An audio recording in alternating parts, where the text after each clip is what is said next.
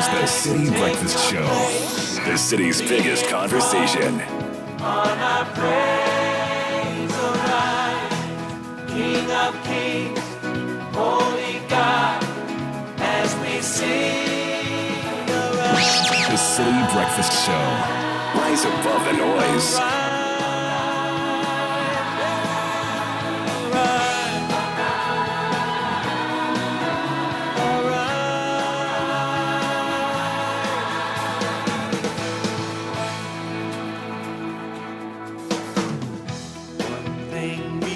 Ask of you one thing that we desire, that as we worship you, Lord, come and change our lives.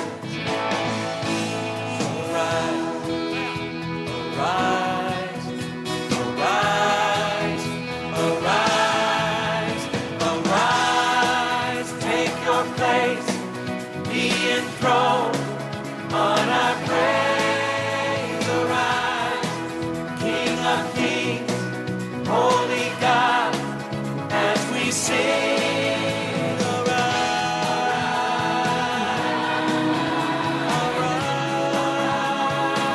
yes, Lord,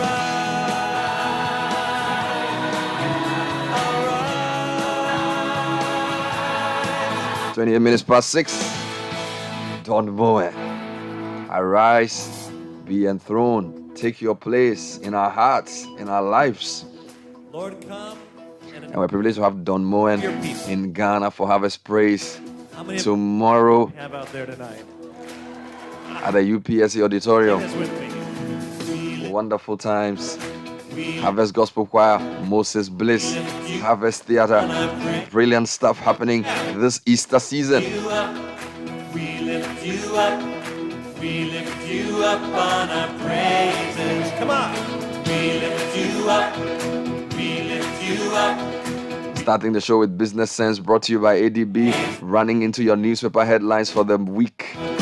It's Thursday. This is going to be a long one. A long weekend. Business news and sports all coming up on the Thursday edition.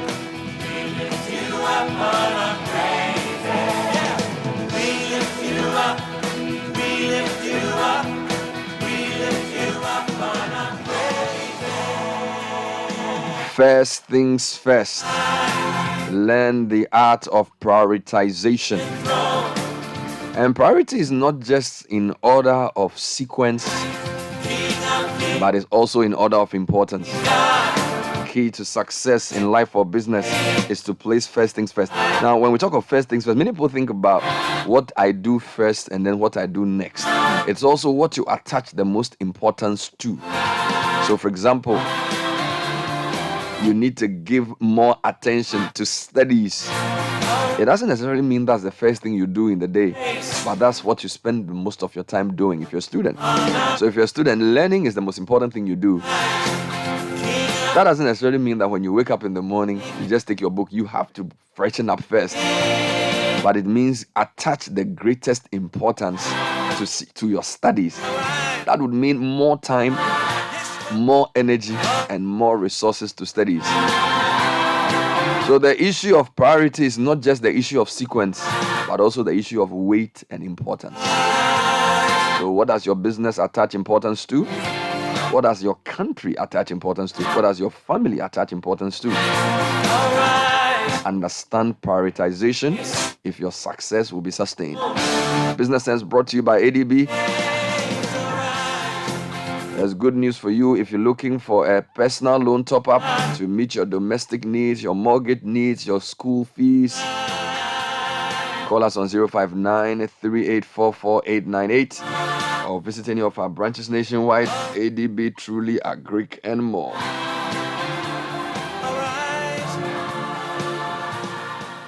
Meet Mr. Answer, He prefers to receive money from his friends and loved ones to the Agricultural Development Bank's remittance services, and his reason is simple. Oh, for me, my brother lives overseas and he often sends me money. I can access it at any ADB branch nationwide, and what he sends is exactly what I receive. No wahala. Is that why you prefer ADB's remittance services? Of course. Well, whether it is Western Union, MoneyGram, ZPay Instant Money, Unity Link, Real Money Transfer, or Transfast, receiving my money through ADB's remittance services is guaranteed. And with some of these services, you can receive the money directly into your ADB account. Do you know what the best part is? Share with us. You see, during this Ramadan, Easter and Eid al-Fitr, I'll be receiving money transfers. But I'm not worried because I can receive it at any ADB branch or selected branches on Saturdays and holidays. So my brother, you see, if you go somewhere else and you don't receive payment on time, all I can say is, Woko Hoko, yeah. Visit any of ADB's 87 network branches nationwide, whether you are a customer or not, for the best in remittance services. ADB, truly a Greek and more. Join the conversation on the Citi Breakfast Show on Facebook at facebook.com/Citi97.3, Twitter at twitter.com/Citi973, and Instagram at instagram.com/Citi973 with the hashtag CitiCBS.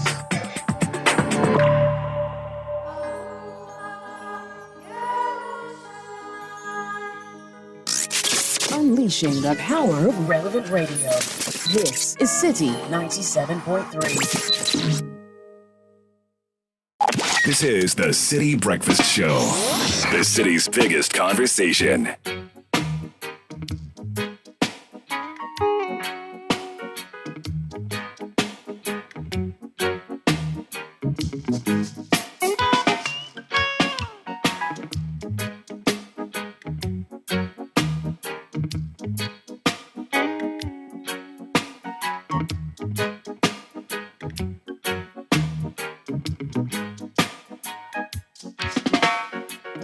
From the Bible to the Quran, Revelation in Jerusalem, Shalom, Salam Alaikum. You can see Christians, Jews and Muslims living together and praying, Amen. Let's give thanks and praises. Baruch Ata Adonai, Baruch Abba Yerushalayim, Baruch Ata Adonai, Baruch Abba Yerushalayim.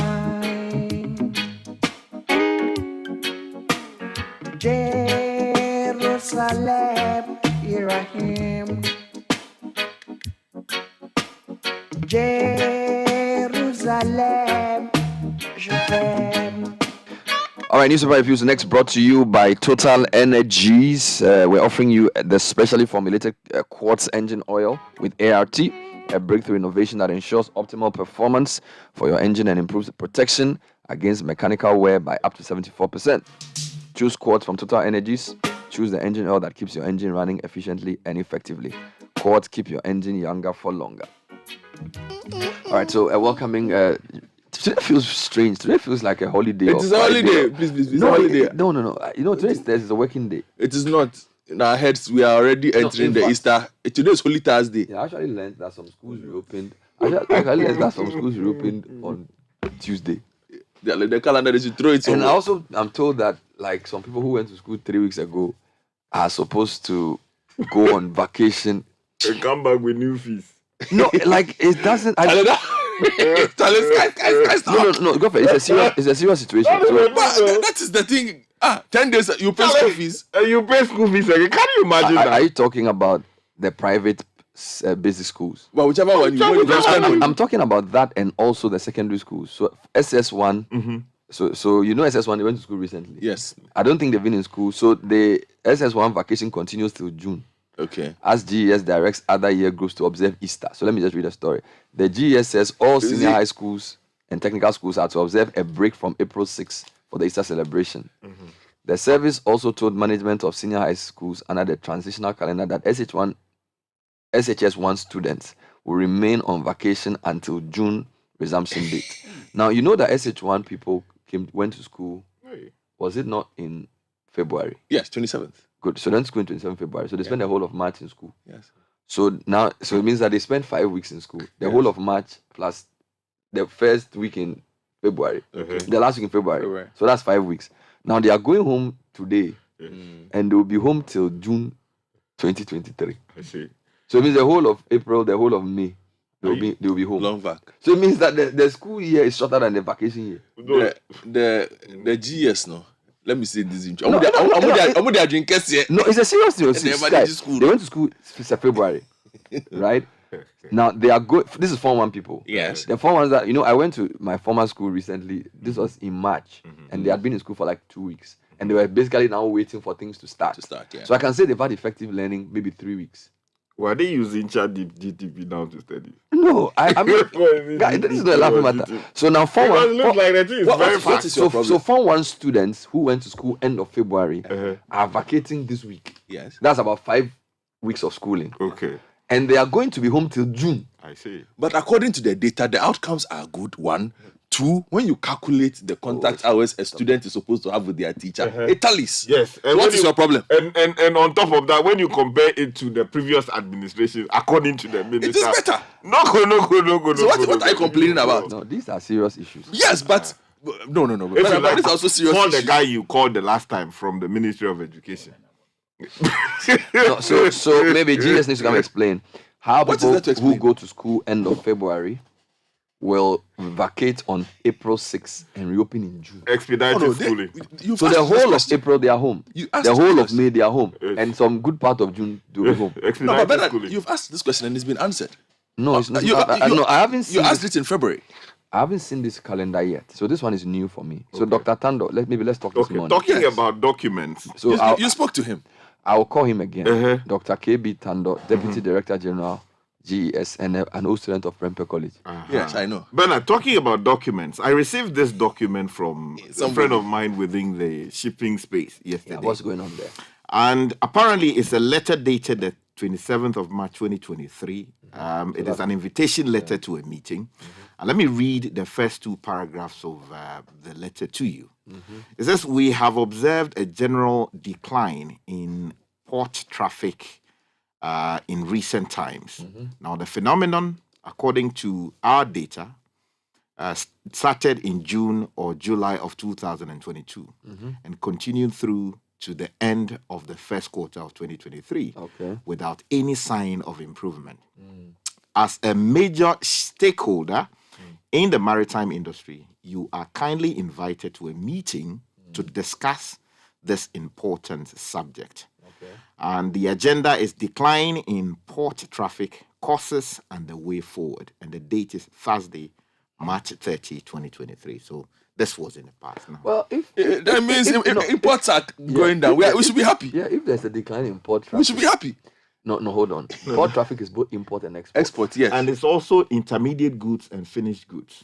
So you cannot just be happy about a decline without disaggregating to know whether finished goods. To be fair, you can't be happy because port activity is a very important indicator of our revenue. Economic activity. So if port activity is down, it suggests that economic activity is down, so growth is also down. Right? Yeah, so we'll see. So there are 2 problems. And then more taxes.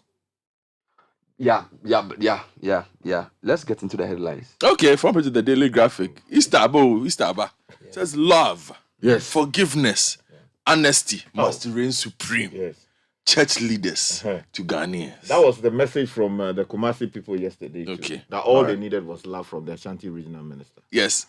And the UG Vice Chancellor says, rote learning not helpful. Now, CSOs call on 2 EC appointees to resign. In fact, that's the story I'll start with, Bernard. Okay. Let me take you to the Daily Graphic. It's very thin today. No, you missed it. Have the wrong. No, you have the pull-out. You have the Easter pull-out. The graphic you like Easter too much. Okay. Yeah. Then let me take you to the Mirror. Yeah. Kwewu Easter. Economic challenges bite revelers and food vendors. Oh, Charlie, that's not good though. Also, we are told free health interventions, Cecilia Lodonu, Senu's way of serving communities. And 3 lotto operators loot some 253,680 Ghana cedis. Yes. If you go to the front page of the Business Analyst on debt restructuring, Ghana yet to make progress with common framework debt treatment.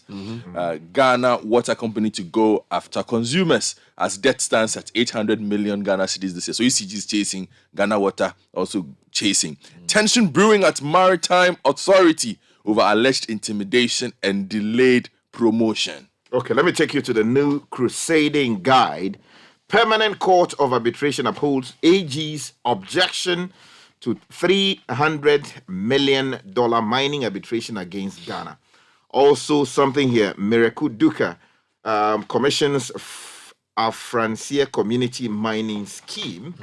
And then also, National House of Chiefs expunges a Shalaja chief from register.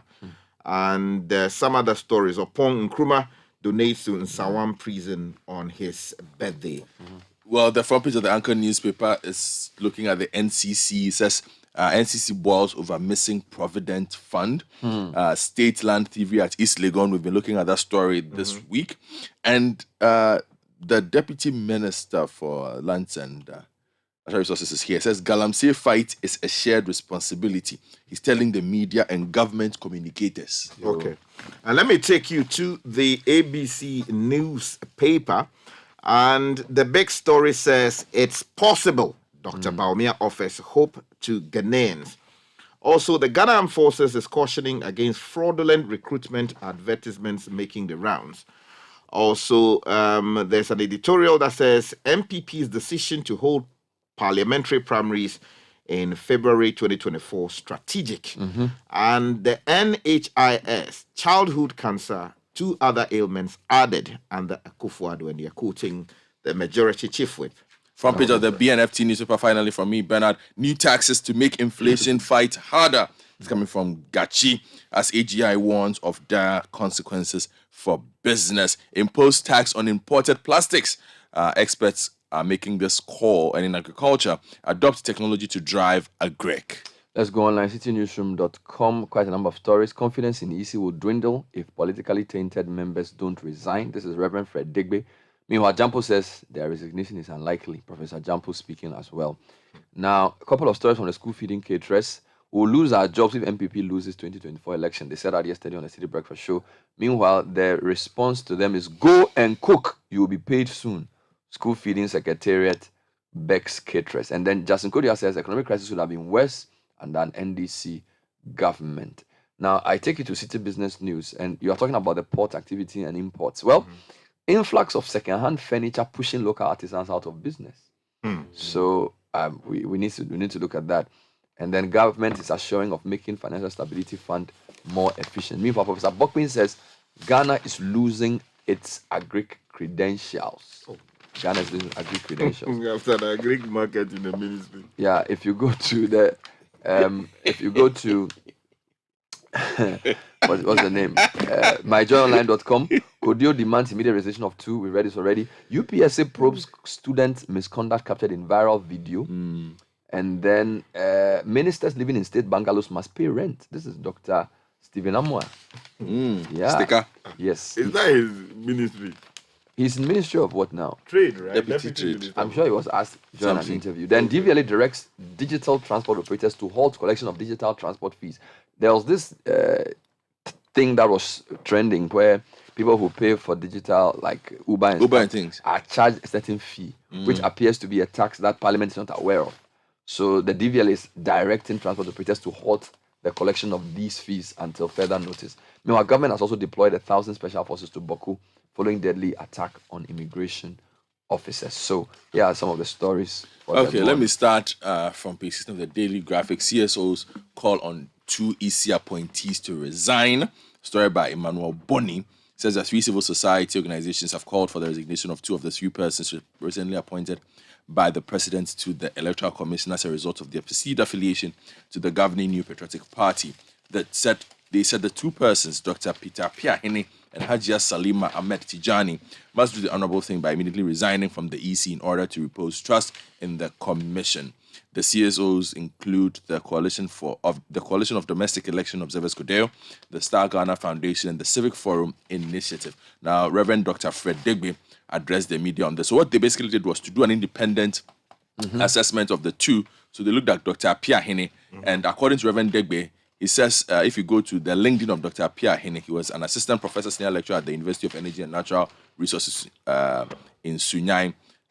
Reverend Degbe said social media postings had revealed that Dr. Apia Hene was an activist of the NPP in the Bono region, and that in one social media comment from January 2021, headed Dr. Apia Hene for Bono region. He was featured on an NPP labeled flyer as one of 6 prospects for the position of Bono regional minister. Now, with regards to Hajia Salima Ahmed Tijani, also known as Salima Sani Mahama, she was a banker with ADB, and she holds a Bachelor of Arts degree in Integrated Development Studies and an MBA in Project Management. She's currently studying for a master's in finance. He said she's married to one Sheikh TB Damba, a leading member of the NPP, who was formerly the second national vice chair of the party and served as Ghana's ambassador to Saudi Arabia from 2017 to 2021. Now, Hajia Tijani's mother, Hajia Samata Gifty Bukari, was the first elected woman first vice chair of the NPP in the Northern region, while her sister, Hajia Abibata Shani Mahama Zakaria, who is currently the CEO of Maslok, contested the 2020 NPP primary in the Yendi constituency and had already publicly announced her intention to contest again in 2024. So, Coach, Hajia Tijani's multiple close familial relationship with leading and active NPP figures raises apparent conflict of interest concerns, and for that matter, a legitimate perception and appearance of a lack of independence. Now, you know that the CODEO acknowledged that it was unlikely for the president to withdraw their appointment and was sort of appealing to them to resign. Professor Jampo, who's a political science lecturer, says that in Ghana we don't have the culture of resignation, so he doesn't even think that's going to work. He says in Ghana, expecting public officials to resign is like romancing a stone. They will not respond to that. So, I mean, could you have done what they do? See how that changes. So, Sky, let's come to you. What's caught your attention? Well, I mean, there are a number of stories in the newspapers this morning, but let me take you to page 6 of the ABC newspaper, because the Ghana Armed Forces, they are cautioning people against fraudulent recruitment exercises going on. And the story says the Ghana Armed Forces has advised the public to be vigilant as it has observed a fraudulent internet link advertising GAF 2023-2024 recruitment. Now, in a statement signed by the Director of Public Relations, Naval Captain M.A. Labi, the Ghana Armed Forces wishes to caution the public to desist from patronizing this fraudulent link. And the link is provided as recruitmentfile.net /GAF.recruitment / and then he goes on to say, which is being circulated on social media platforms, especially WhatsApp and Facebook. So those of you who are interested in that story, please grab a copy and read that for yourself. Meanwhile, there are some other well, I have a lot of stories here. If you don't mind, go and cook. You'll be paid soon. School feeding caterers are being asked. The Ghana School Feeding Program Secretariat is urging school feeding caterers to reconsider their decision to withdraw their services while government works to ensure the release of funds for the payment of arrears. Caterers in the Ashanti region participating in the government school feeding program went on strike on Tuesday, April 4, demanding payment of arrears and increase in the feeding grant. Alpha Siba, head of public relations at Ghana School Feeding Secretariat, says the funds will be released soon. We're engaging the relevant stakeholders and the caterers to see how best we can resolve the issue. Just last week, we paid the second term of 2022 academic year to all the districts. So we are appealing to the caterers to rescind their decision not to cook as we continue the engagement. But let me take you to a story about tax collection, because the New Crusading Guy has a story on page 7 that says GRA is set to start e-VAT system. Alex Boy, writing, says the Ghana Revenue Authority is set to begin phase 1 of onboarding some 600 businesses onto its electronic value-added tax e-VAT system. Now, the Commissioner of Domestic Tax at the Ghana Revenue Authority, Edward Apinting Jamera, explained to the media that this will be followed by the issuance of letters to business entities stating the date they will officially be put on the new system. And there's a quote here that says, after this, each entity will be assigned a relationship manager who will serve as a liaison between the company and GRA's technical team. He Let me stick with taxes and take you to page 3 of the BNFT. New taxes to make inflation fight hard, according to Gachi, who is the dean of the University of Cape Coast Business School.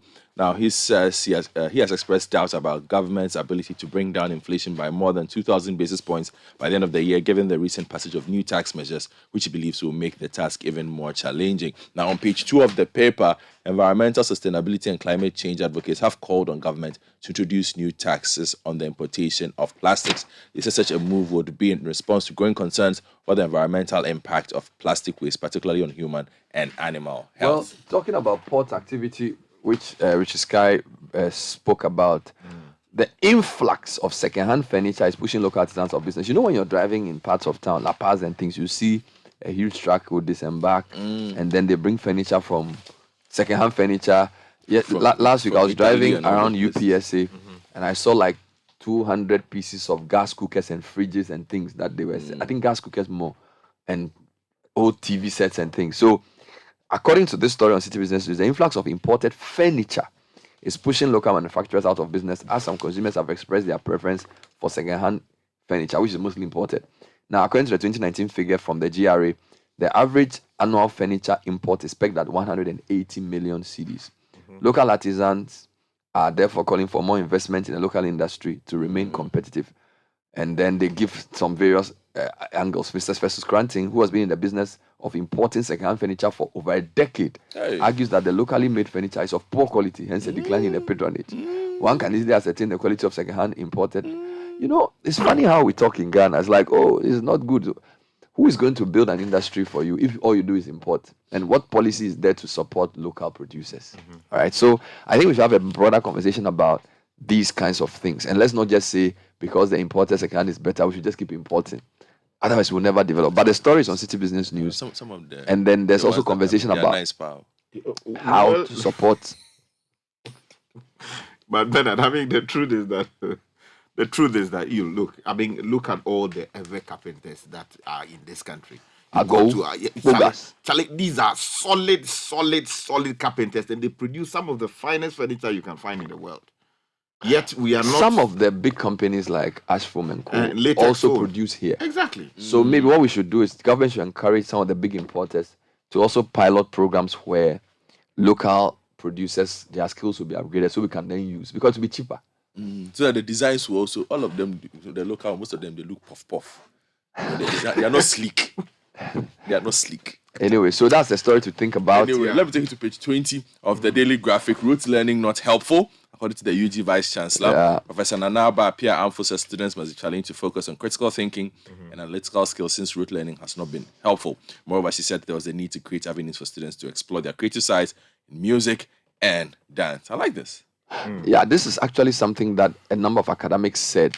Chew, pour, pass, and forget educational system killing creativity of students. Now, they also quoted Mrs. Justina Ivia-Pau, Acting Central Regional Director of Education, Mr. Kwame Naisilfi Bura, an educationist and a businessman, and Seth Ahini, an IT icon and educationist. So this was a conference called Jane Shakan. I believe it has to do with Founders Day of Infantswim College, 147 Founders Day of Infantswim College. So it's interesting that that panel said the same thing that Professor Amfo is saying, that the chew and pass. Pass and forget. Yeah, so it's a chew, pour, pass, and forget. It's killing our educational system. Okay, Bernard, let me take you to Easter. And we're told that it's going to be because Charlie, the Easter do some way. Kwewu Easter, economic challenges bite revelers and food vendors. But the story is by Haruna Yusuf Wunpini from Kofoedia, and it says the enthusiasm usually associated with the Kwewu Easter festivities over the years seems absent this year, particularly in Kofoedia, the eastern regional capital. Bernard, I was telling you yesterday, the Easter is not what you see, it seems to be. Previously, during and even before the start of the festivities, some service providers and traders from Kofoedia who ply their wares in Kwewu, blah, blah, blah, in the eastern region and make a lot of money, blah, blah, blah. But this we are told that the thing is not happening this year. And the story says this can probably be linked to the current economic challenges which have negatively affected most people who are now finding it difficult to make ends meet. Prices of goods and services are so high that most of the people just cannot afford them. Meanwhile, the church leaders are urging love during the Easter season. So even if you can't spend money, at least love people. Because local fowls currently sell between 200 Ghana cedis and 250. There's nothing. You see, Easter is not about food. Is this a whole marketing thing? The pastor says Easter, love, forgiveness. Honesty. You know, it's not every Christmas. How can you? Oh, Bernard, what are you talking about? How can you celebrate Easter and not have food in your house? Picnic. How do you? What do you do? Who instituted the picnic? That picnic is bad. You are talking about the Bible version and all of it. But Easter, Christmas. Is there in the Bible that we should kill? A daddy during Christmas? Why are you attacking me? Okay, let me give you a quick story before we wrap up. We'll continue this Easter conversation. Read the Easter story. The men of God said they said we should show love, forgiveness, honesty. Yes. We are even doing seasons of prayer. Let me give you. People are even fasting. What's your problem with this chicken matter? Let me give you two international stories, and then you sack me. I look forward to becoming a journalist after retirement. That's Paul Kagame, president of Rwanda. He says since 2010 they have instituted measures to find his replacement. So they are wrapping that conversation up, and once he's retired, he's going to become a journalist. And then, if you go to Beijing, I saw a video of some guy referring to Ghana as Donald Kaberuka. I'll get to you. As what? The president and we are in China. The country. Who? You know Donald Kaberuka, former president of African Development Bank. Yes, he was speaking at the Congress of the Rwandan Patriotic Front Party, and he says what? And using Ghana as he didn't mention Ghana, but if you listen, you know who he's talking about. As an example of how badly to run an economy. That we ticked all the wrong boxes. But doesn't he know about Russia, Ukraine? Papa, see that? And it's rickety car. Hey, Papa! Bobo, so how your engine now? It is half man, half amazing. Thanks to Quartz and you. Can't feel better energy. Can't touch this. Actually, guys, so Sancho's engine just died like that? Yes, so somebody managed to convince him that there is a better engine oil than Quartz. And he switched. Sancho Panzapa. Now, which engine oil can be better than Quartz? No other, my guy. Quartz with its age-resistant technology, it keeps your engine younger for longer. Now you know. Have you guys seen the new bottle design? It's superb. Quartz 9000 from Total Energies there improves fuel efficiency. Why do you think Mr. Mane and Logoso have taken the Quartz Nation movement World Cup like that? Sorry. Chema. Quartz. Keep your engine younger for longer. Join the conversation on the Citi Breakfast Show on Facebook at facebook.com/Citi97.3, Twitter at twitter.com/Citi973, and Instagram at instagram.com/Citi973 with the hashtag CitiCBS. This is the Citi Breakfast Show, the city's biggest conversation. We come through like John Cena. Getting straight to the business news brought to you by MTN. With MTN and M-Copper Device Finance, you can now buy a sleek and trendy smartphone and enjoy the luxury of paying in amazing, easy, daily, weekly, or monthly installments. All you have to do is walk to any of our service centers in Accra Central, Achimota Mall, Dansoman, Madina, Tudu, and Circle. Choose your favorite from a wide range of mobile phones on offer. The best part is all phones come with a 2 gig free data, so you can share your pics and get all the biggest scoops for the first 6 months after purchase. So go on, share the exciting news with family and friends. MTN everywhere you go. News is also brought to us by Goyle, good energy.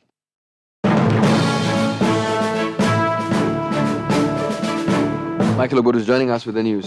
Good morning, Michael. Good morning, Bernard. Hello and welcome to the breakfast edition of Citi Business News, proudly brought to you by MTN Goyle and powered by your most comprehensive business news website, citibusinessnews.com. Coming up, Online Drivers Union call for a halt in the implementation of the digital transport fees. Also, cocoa farmers in the country advocate for a reduction in Ghana's cocoa production as a means of driving up the price of the commodity.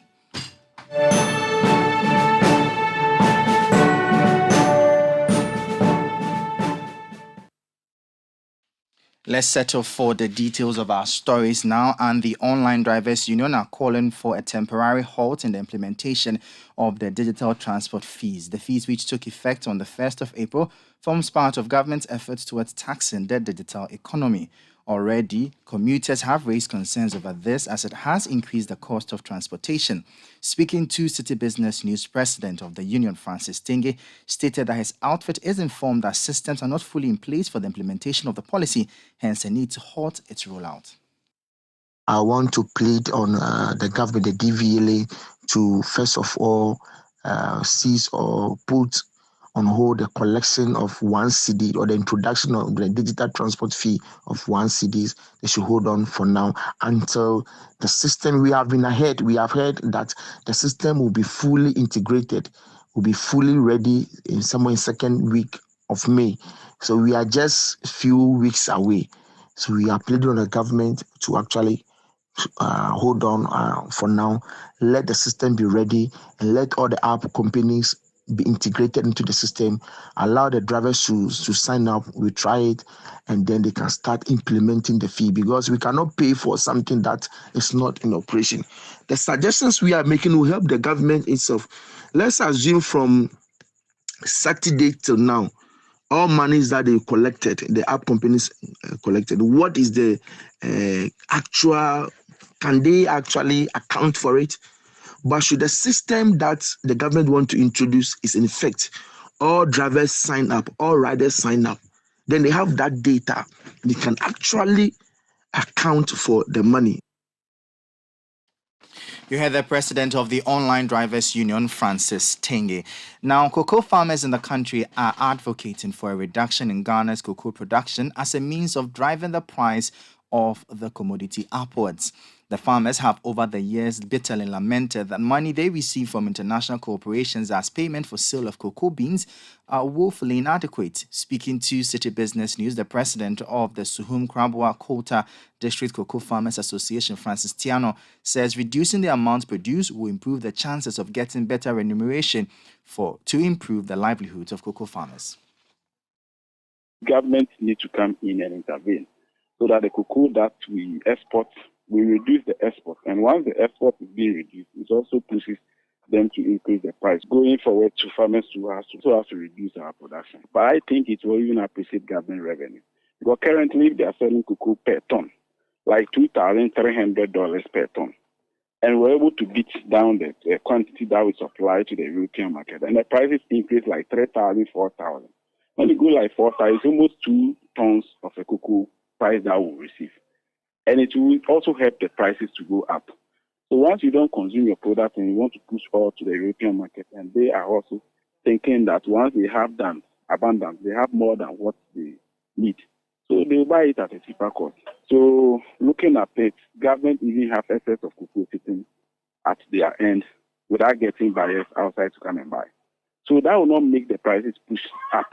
And looking at the cost of production currently, if you said we will continue producing, based on either government to reduce in revenue or increase in revenue, and we wanted to base on that analogy, then farmers will continue losing.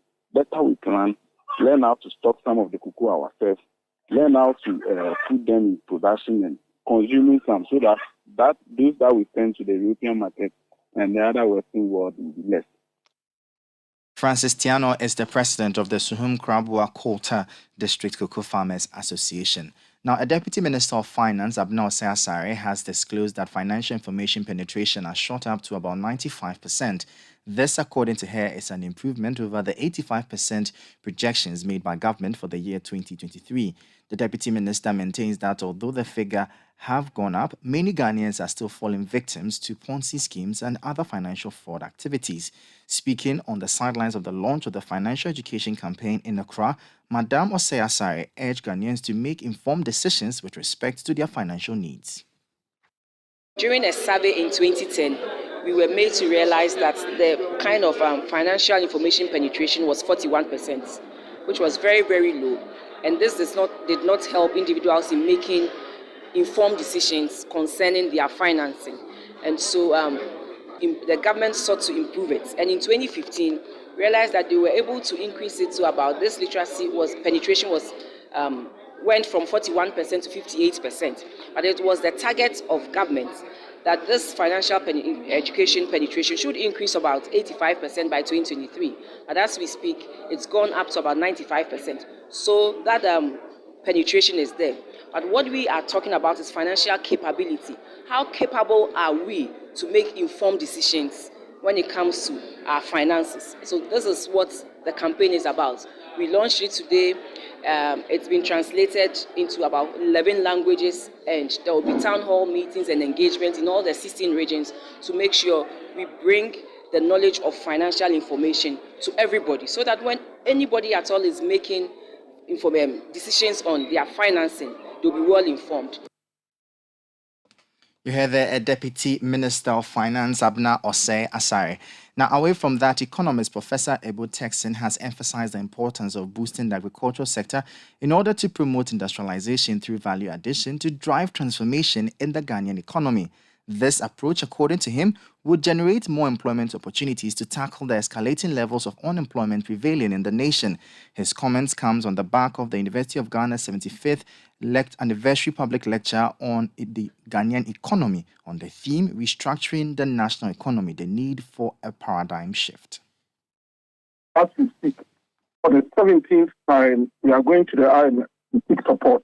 We have not been able to do the resilient economy that can withstand shocks. And part of the reason has been that the structural transformation itself has not tracked along the normal path of transformation where agriculture gives way for industry gives way for services. All these things in agriculture give way and services have taken over. And the services that we are talking about are low-skill, low-technology services that are driving the Ghanaian economy. There's everything wrong with that structural transformation. And we need to get back to the books to see how we can get agriculture to transform our economy into industrialization, higher value addition. Remember about a couple of months ago, we had this discussion as to what we can do to structurally transform our economy to get the number of jobs that the youth who are now highly educated. He also added that boosting some key sectors of the economy will help the country withstand major global shocks like the COVID-19 pandemic, among others. We have done a study that has shown that there are certain sectors that if we focus on to develop, will not only expand our economy, but will create the jobs that are necessary for the youth. We mentioned higher value addition in agriculture sector, agro-processing, industrialization, and tourism. Now, this lecture by Yao Graham is supposed to look at where we've come from, what we got wrong. You heard the economist Professor Ebo Texan speaking on the back of the University of Ghana's 75th anniversary public lecture on Ghana's economy on the topic Restructuring National Economy, the Need for a Paradigm Shift. The event will air on Citi TV at 5 p.m. prompt. Now, on the interbank foreign exchange market, where banks trade amongst themselves, the dollar lost 9 pesos and is selling at 10 cedis 9 pesos. The British pound is selling at 13 cedis 6 pesos. It recorded no price change. The euro is selling at 12 cedis. It also recorded no price change. However, be guided that these figures will be much higher at a forex bureau near you. Let's now join Mark Jordan Sikanate of Data Bank for the updates on the bonds market. The Ghanaian secondary bond market was quiet on Tuesday as investors navigate how to value their new bonds. The Data Bank bond index was unchanged from the week open session at 97.77 points with an average yield to maturity of 9.54%. On the upcoming money market auction, the Treasury will offer 1.77 billion Ghana cedis for the 91-day to the 364-day bills, with the aim to cover maturities valued at 1.68 billion Ghana cedis. That was Mark Jordan Sikanate of Data Bank.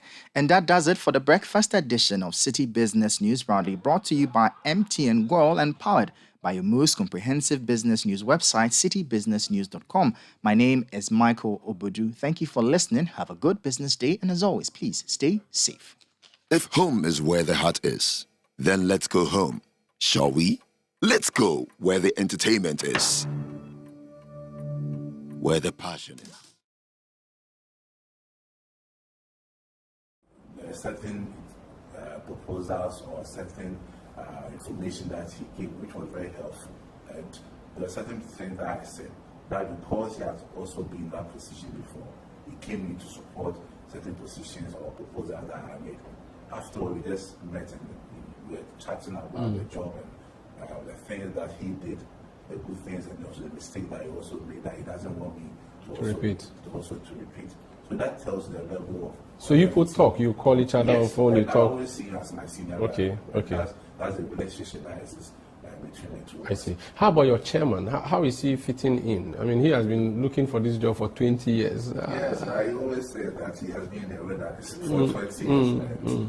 And now that God has made it possible for him to become a national chairman, he would never joke with that position. And he is very clear in his mind what he wants to do as national chairman, also to make history, making sure that we win the elections in 2024. And I can tell you the relationship between myself and my chairman is excellent. And I couldn't have wished for any better relationship than what exists between us, and even among the national party. That's why we don't hear any bickering or don't hear any noise or negative comments. You are united. This kind of How about your key opponents, the NDC? They have a far experienced pair of hands. Johnson Asidun Ketia was a man people were comparing you with because he was general secretary. He's moved to be chairman now.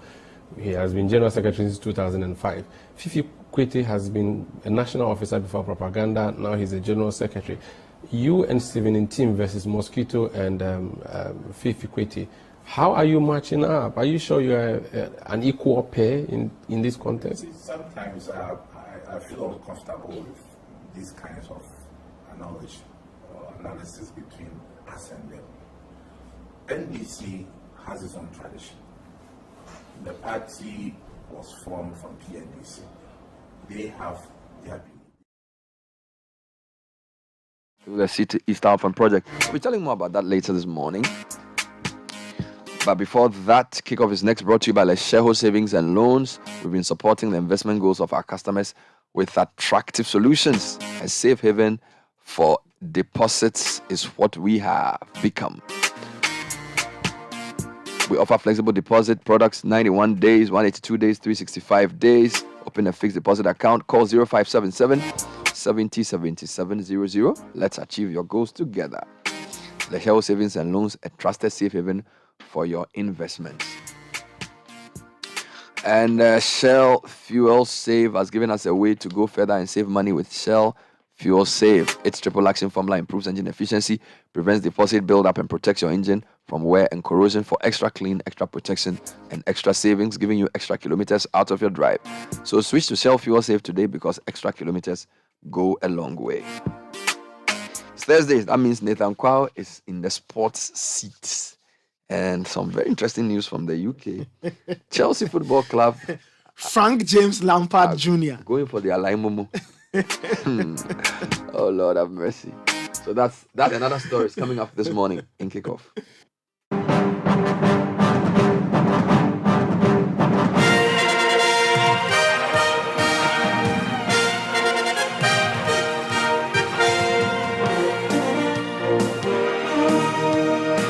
And welcome to Kickoff on the Citi Breakfast Show, the latest from the world of sport. Yes, Frank Lampard is back at Chelsea. I'll be giving you more details. Plus, City rivals Asante Kotoko and King Faisal draw in the Bet-Power Ghana Premier League. Plus, the Black Queens taking on Senegal in some important international friendly assignments for the ladies.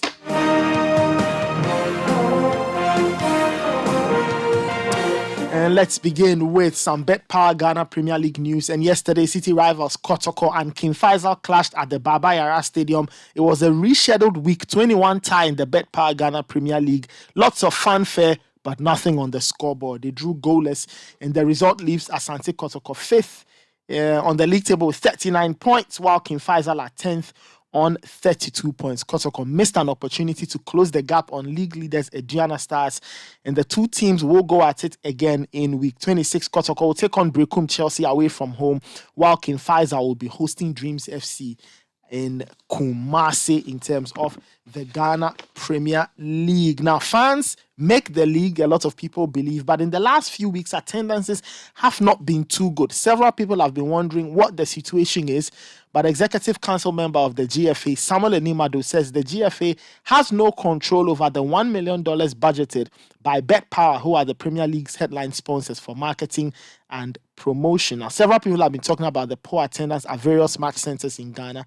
The GFA has been blamed because they say there's money and you are not doing anything. But Samuel Enimado has been clarifying the status of that $1 million that's been set aside for marketing and promotion. It gives some clarity on what exactly the dynamics are in terms of marketing and promoting the league. I'm disappointed in Asante Kotoko, especially for their posture. Nanaya Amponsa, my brother, and my brother Emmanuel Dasibre, their posture is totally uncalled for. No, their posture is totally unacceptable. But it is their opinion, it's their choice. You can't tell me with this number of circles, with circles leadership, with supporters leadership, playing a major role. I know Christopher very well. I know Nana Kwame Dankwa and the others very well.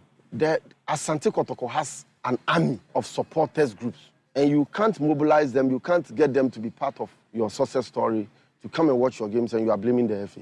It's totally wrong. And for the records, that people are saying that the FA should use some 1 million. The 1 million is not with the FA. Unfortunately, the money is with the sponsors. They said they are using it their way. It's part of their package. It is not with the FA. Yeah, the money is not with the FA. The money is with the sponsors. Samuel Enimado, he's executive council member of the Ghana Football Association, speaking with City Sports editor Benjamin Nketiah. Let's stay with more local football. And Ghana's Black Queens, that's the senior women's team, will face the Lionesses of Senegal in 2 friendly games at the Accra Sports Stadium. Now, the team was originally set to face the Phoenix of Algeria, but those games have been put away, and now the team will face Senegal instead. The games are on April 11 and April 8 and April 11, 2023, and it will give Ghana head coach Nora Hoptel an opportunity to evaluate the team's strength and develop strategies for upcoming competitions, i.e. the WAFU Cup of Nations and the African Women's Cup of Nations qualifiers. Now, in the Black Queens' last out encounter, the last time they played, they took on Benin and beat Benin 3-0 as they try to put the pieces together and get back to the highest point of football on the continent. I'm talking about the highest points of football on the continent, the highest league in England. The Premier League was in session last night. It was a Wednesday night filled with very, very interesting results, especially from Old Trafford and from the Olympic Stadium. Now Sam Maximan with a chance to deliver from the opposite side onto the head of Callum Wilson, who scores again against West Ham. Joelinton attacking the West Ham defence. He's up into the area. Joelinton slots in goal number 5. The corner has been cleared as far as Anthony. Anthony clips it forward. There's a header by Sabitzer. Rashford has swept it into the roof of the net. Those are some of the goals from last night's action in the Premier League, which was live on City 97.3 FM. West Ham 1, Newcastle 5. That was the score from East London. Kedzuma scored what turned out to be a consolation, but Calum Wilson, Joelinton and Alexander Isak thumped the Hammers as they got goals to give Newcastle 3 points on the night. Man United couldn't find the net on a repeated basis, but they managed to put one past Brentford. Marcus Rashford's first half goal was the difference as United bounced back from losing to Newcastle over the weekend. Let's hear from Man United manager Erik ten Hag and what he had to say concerning last night's tie. I think first half we played brilliant football. On the ball, it was very good. I think with the big engine, Bruno Fernandes, he played a brilliant game for me. We had some couple of chances. We conceded nothing first half. So rest defense transition was very good. And second half we conceded only one chance, and David De Gea was there. Very good save in the 1-against-1. And for the rest, we didn't get the second goal, but we fight, we battle, and we win the game.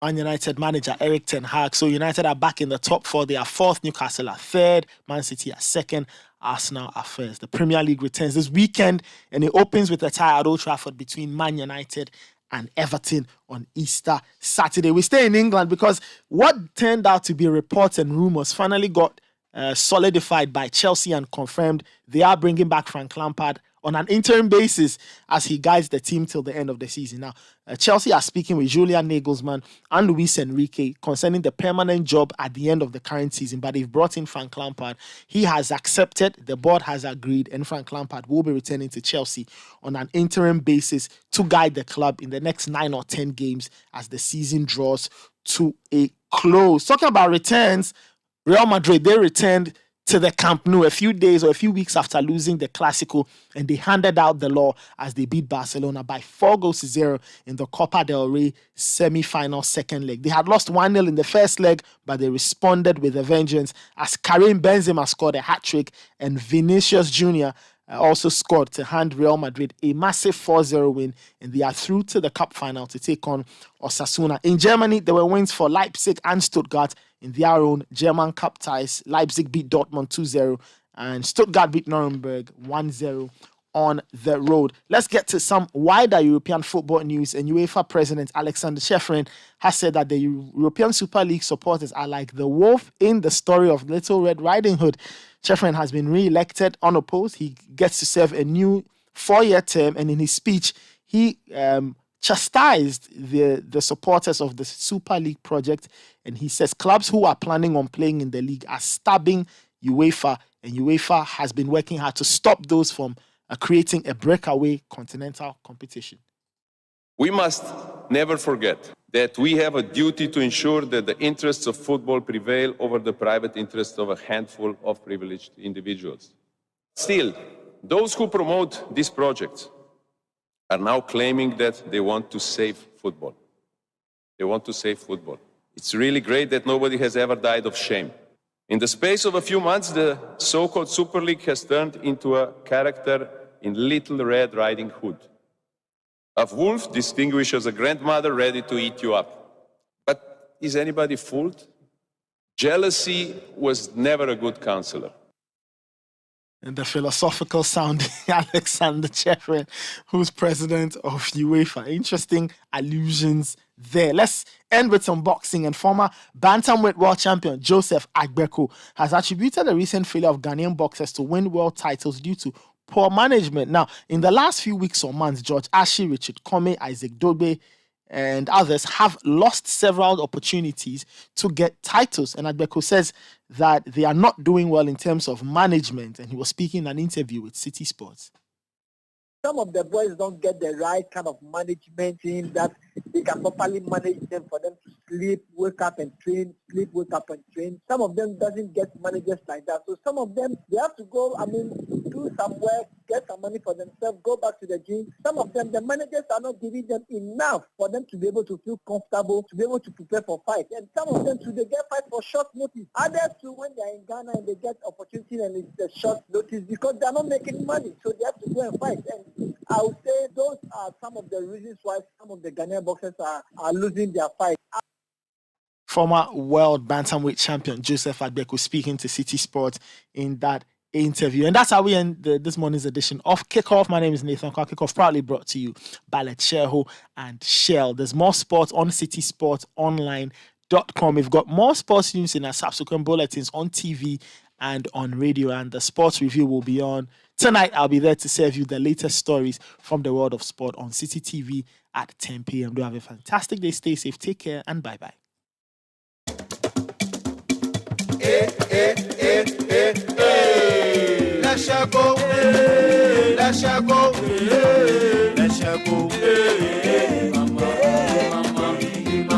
If you need unique services, innovative financial solutions, we deliver on our promise, cause we are number one. Let's go, we improve your life. Let's go, hey mama, hey mama, hey mama. Even when you're stuck with nothing, come to Let's go. No matter your situation, come to Let's go. Let's go, we improve your life. Let's go, hey, let's go, hey, let's go, hey mama, hey mama, hey mama. Let's go, we improve your life. Leshego Savings and Loans. Let's improve life. Extra, extra, let me tell you all about it. Hey, Dolomistic. You and this your extra thing. I beg, tell me about it. Abenquine, look, extra is what you and your car get when you switch to Shell Fuel Save. Extra protection, extra clean, and extra savings. You get it? And no, I mean, tell me extra. Shell Fuel Save is designed to improve engine efficiency instantly. Their mission as a political party. NPP was also formed differently from the NDC. So we also have our mission and ideology. So you cannot compare the two. What we stand for is different from what they stand for. But you're all looking for votes. Yeah, by the end of the day, they all have different ideology. Then there will be no point to have elections if you have the same ideology. What NPP will look out for in electing its officers will basically be different from what the NDC will look out for. And at the end of the day, when people talk about this, the NDC's chairman experience, the position and those things, like you rightly said, the bottom line is the political parties are formed to the elections. So at the end of the day, what you experience, what you have, the knowledge, the relationship must result in you winning the election. For us, we have our own style. And the secretary, the NDC chairman, has been a general secretary, has won elections before, and has equally lost elections before. So it's not like a myth or something that you should be afraid of. That there's a person who don't lose election. Then when you are going to contest with them, then you'll be afraid. Watch how you should be afraid or to be intimidated by them. That's what they see. These people are won election. That wasn't won election before. He's not like Alex Ferguson. He's like Potter. No, I'm not going to talk about Wenger now. Okay, oh, please, it's just temporary. It's okay. Okay, let's move on. So you have elected your national officers. You are fine. Your job now is to produce a flag bearer and also supervise the elections of your parliamentary elections. Walk us through what your calendar is like and how that process is going. If I have to make a reference from my phone. For some time now, there were discussion as to when the party will come out with its timelines.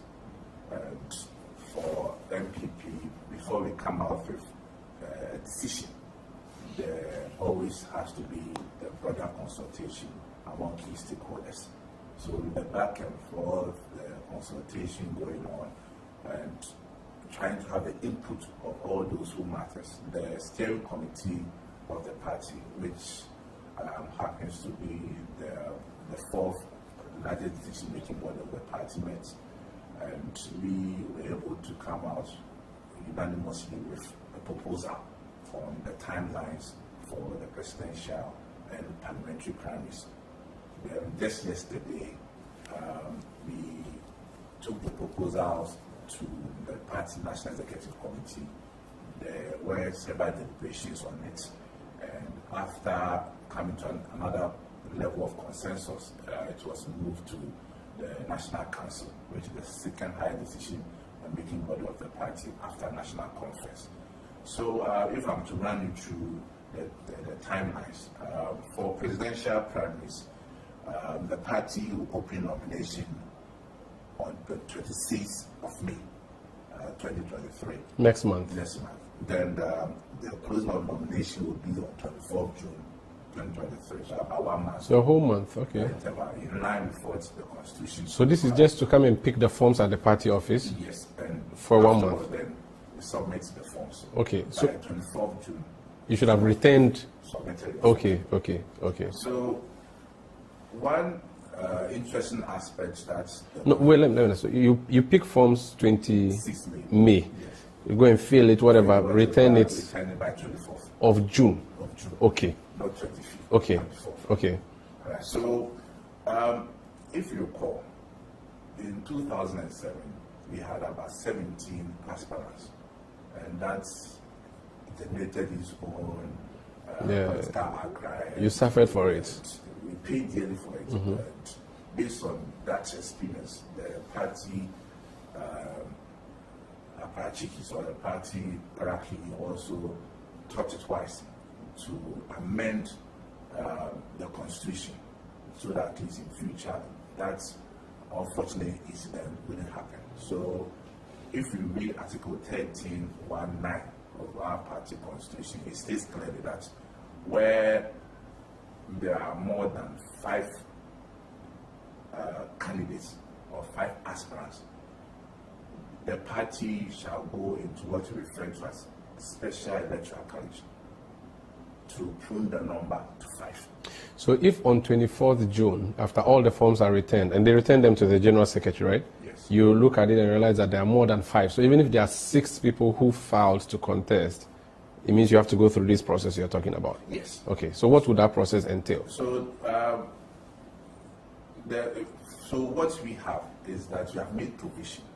And also, of course, we know the number of people who are shown interest, just that they have not officialized it. So, if by the 24th or 25th, we know that there are about more than 5, then there's a provision in the calendar to have a special delegate election on 26th of August.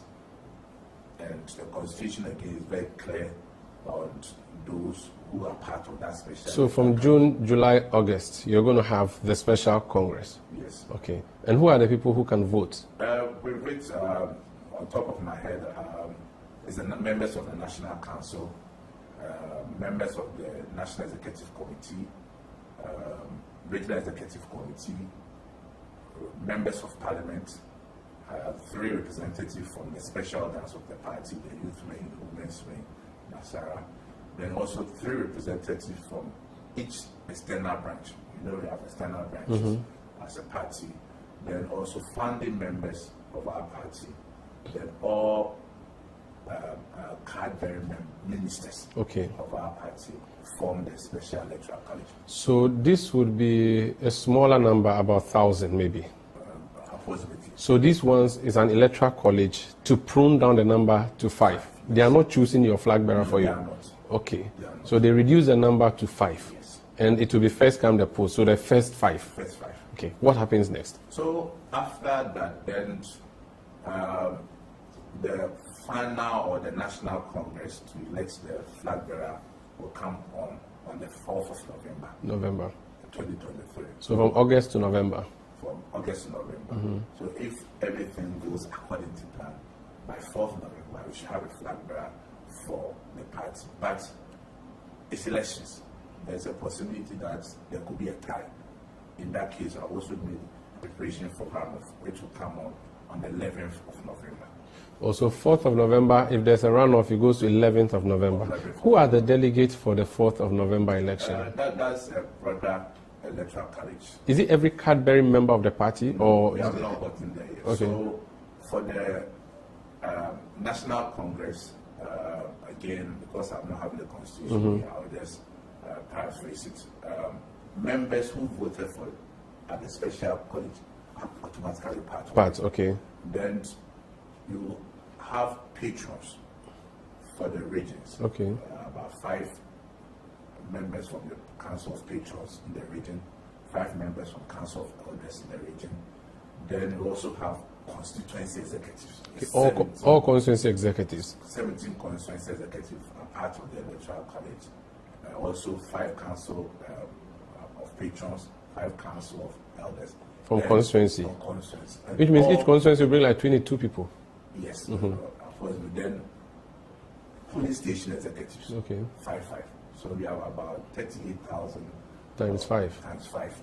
That's huge. Te quiero, mama. Te quiero. Hey, yo, I'm standing at the bar with a Cuban cigar. Hey, yo, John Forte, she's eyeing me from far.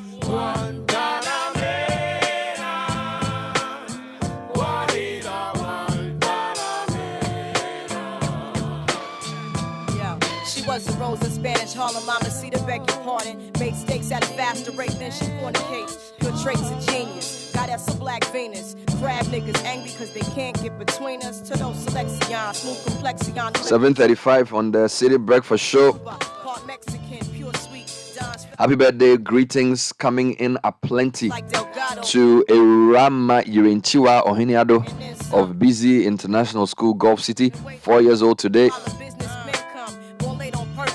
May God continue to shine His abundant grace on you. From Mom, Dad, Yaya Dubiachum, and Nana Kwame Ohinie J. Happy birthday to Elsina Davis, Ministry of Finance. God bless you. Coming from OJ, coming from myself. And to my beautiful and sweet loving wife, Mrs. Mary, uncle of Quality Control Company, Cocoa Board. You are the HR department. God bless and increase you. From Selassie Sedinam and Romeo Anku. And to Thelma Martina Susanna Ama of Dansoman, from your family and friends, wishing you good health and long life. Happy birthday to Mrs. Ivy Kisi Adonting. You are deaconess as well. Apostolic Church Ni Boyman Central, from your husband Elder Emmanuel Kisi Adonting to deaconess Ivy Kisi Adonting.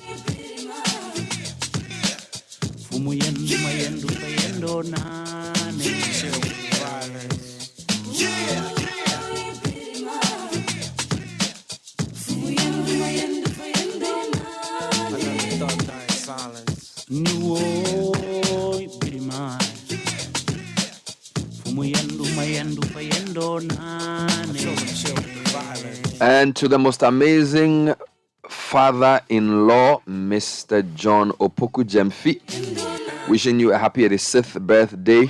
May God continue to favor you with long life and good health from the whole OG clan. And to my wonderful sister-in-law, Mrs. Priscilla Nkoma, how nice it is to be born on the same day as your daddy. Wishing you an amazing day. Coming in from Araba, Opoku Jemfi.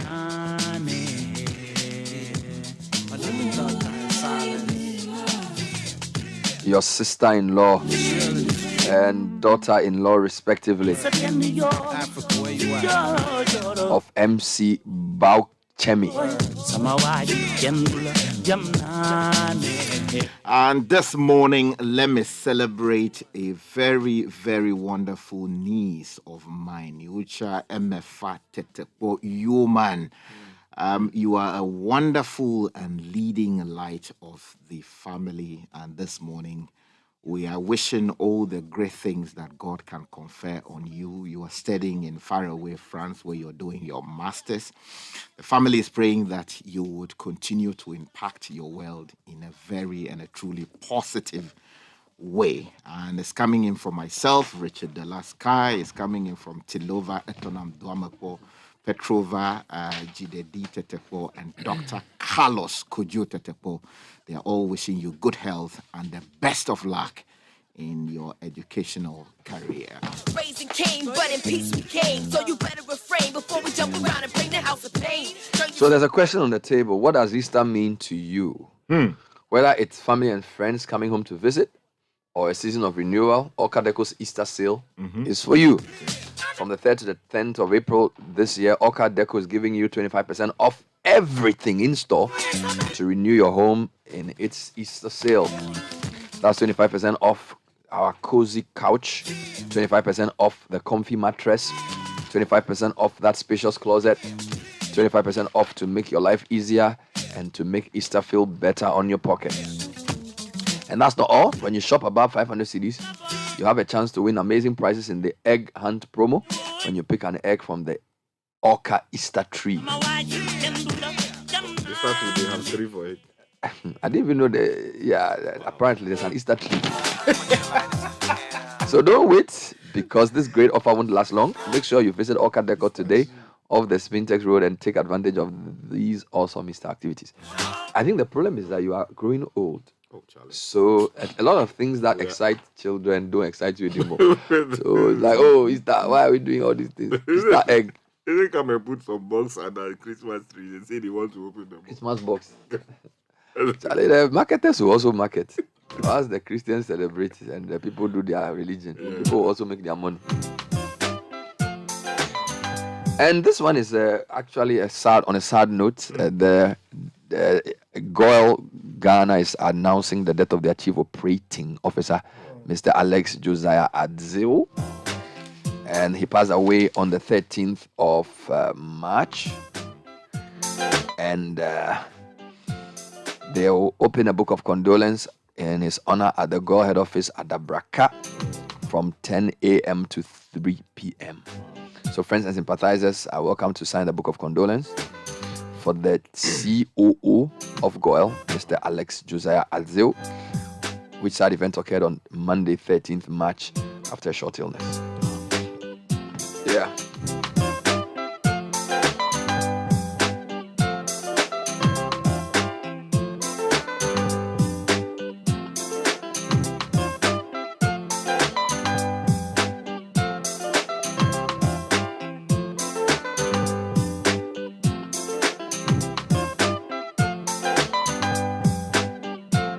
Meanwhile, Alpha Delta Pharmacy, Laboni, Ring Road Central, and Kolebu branches will remain open throughout the Easter season. So Good Friday, which is tomorrow, Easter Saturday, Easter Monday, I should say, and then Easter Sunday as well. And then our drive-through service will also be operating 24 hours on these days. Our Laboni branch will maintain the usual 8 a.m. to 10 p.m. opening. So those of you who will be needing essential supplies within the period, you know where to turn to. Alpha Delta.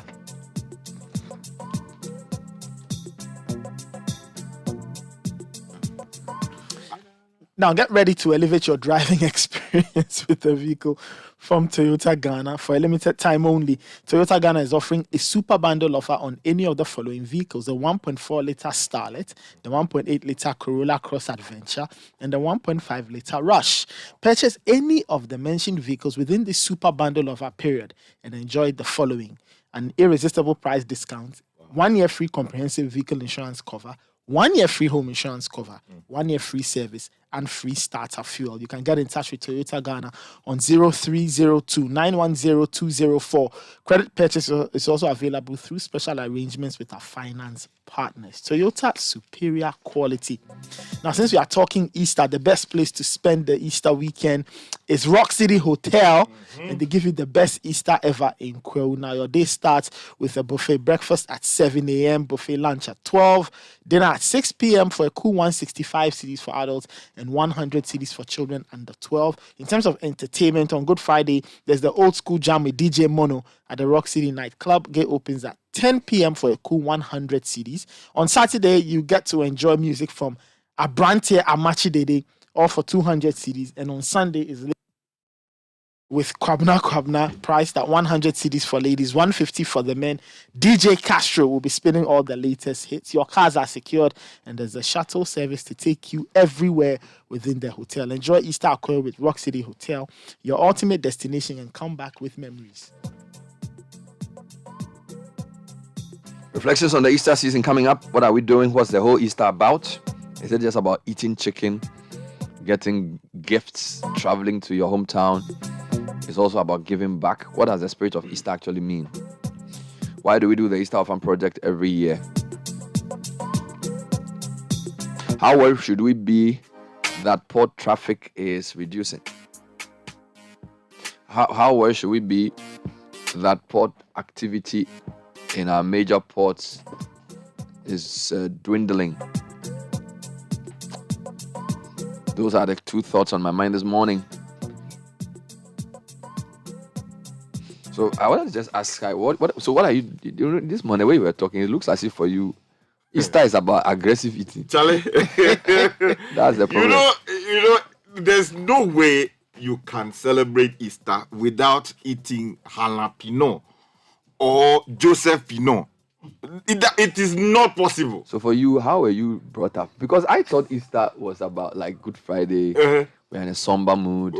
Saturday we go to church, quietly reflecting. You don't forget the 40 days before Easter is a period of Lent, a lot of reflection. So yes, some celebration on Sunday, but it's Monday that people really. Bernard, okay, so let me deconstruct it for you. For those of us from a certain part of Ghana, we have special events that take place. So normally Easter is the time that families come together. There is forgiveness of sins. There is forgiveness among family members. There is prayer for, growth within the family. You get together to celebrate. People sponsor all kinds of things. You have family meetings to discuss how to move the family forward from where you were the year previously. I hear you. Then you also have, a petatotro in some cases, which is where you pray for a new year entirely and good things. Easter? Yeah, that's right. I mean, there are traditionalists who do that. I see. Also within the period. Within the Easter period. Yeah, that's right. There is also a dudowo, which is where you want to go back home and help to maybe introduce development projects. Yeah, Cleanliness is done. Clean up exercise. Yes, there's also health work. There's also they organize football matches and all kinds of gala. Yeah, gala. So you see, Ape play better. It's very so important. Ape is the home team. Versus those who have returned. The better people, the people from Accra, Kumasi, Takrady, they come and they divide them into two distinct teams and they perform. And then there's also what? Adevu Kuku, which is what? What do you call it? Kenunu. Oh, you also hit it. Within the Easter. Within the Easter is very elaborate. Yeah. So, in Seva, in what do you call it? Vuja, Kata, all these places. In fact, Dafianu, the Nu Hadrana Aplau. Between the Friday and the Monday, Charlie, you do all these things. All these things are happening.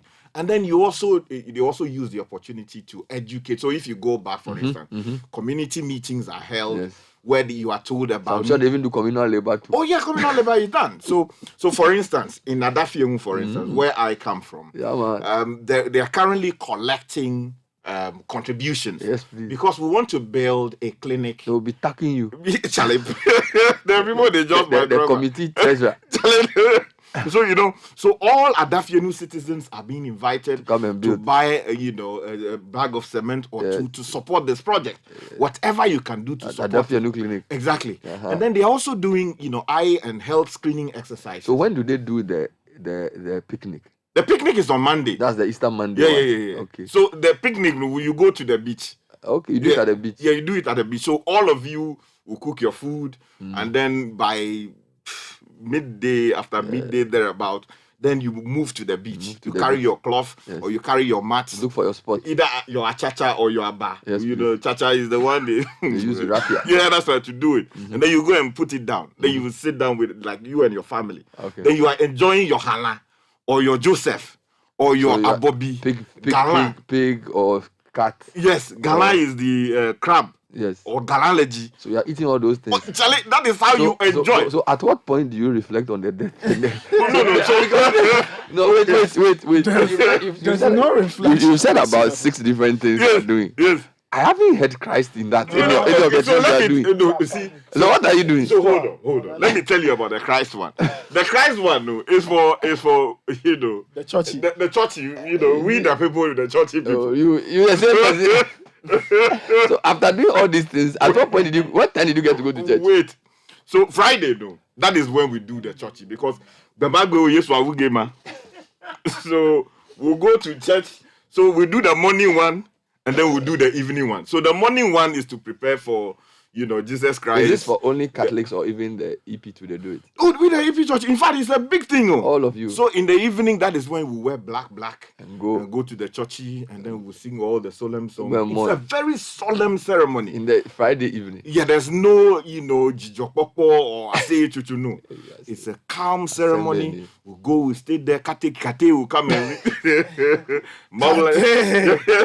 Mawunyagbola will come and preach properly, and then they will tell us about why Jesus Christ died. And all of that. So Saturday, people still do the activities, like in town. At the family level. So Sunday, do you go to church? Yes. I thought Sunday at dawn. So there are things you mentioned. What did you do them? There are plenty of things you mentioned. Oh no, they happen in between. What's your money?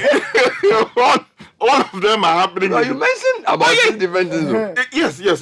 So don't worry. Because you mentioned community work.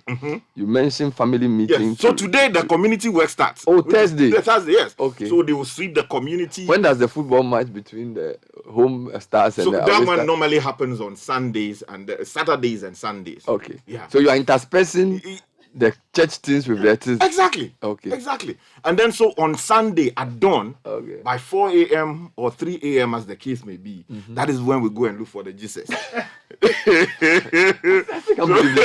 So when you are sleeping, your mother will come and call you. Serious? Yes. Hey, Charlie, the la phone for me. Now yes, we jiga. Are you serious? Yeah. Then you carry your Goma Caribe. You know Goma Caribe. That's the last. Go Caribe. And I see Caribe. The two of them. You go. You carry it. Then you go. Otherwise, you do a touch. Then you go and you be knocking doors. Looking for him where? Charlie, because Jesus has gone missing. Because serious? Yeah, we have gone into the cave where he was buried. So you are reenacting Mary Magdalene and co-s. Yes. We can't find Jesus and they are talking to Peter and those things. Yes, we call her Magdalena. So you move from house to house. Yes. And then we call the other one at dawn. Yes, at dawn. Looking, no. So at what point do you get confirmation that he's risen? So someone will come. Someone who is normally the leader of the search party. Have you heard this? I don't know. I'm hearing this for the very first time. People will send messages to confirm what I'm saying. Are you serious? So there's the leader of the search party. We shout, yeah.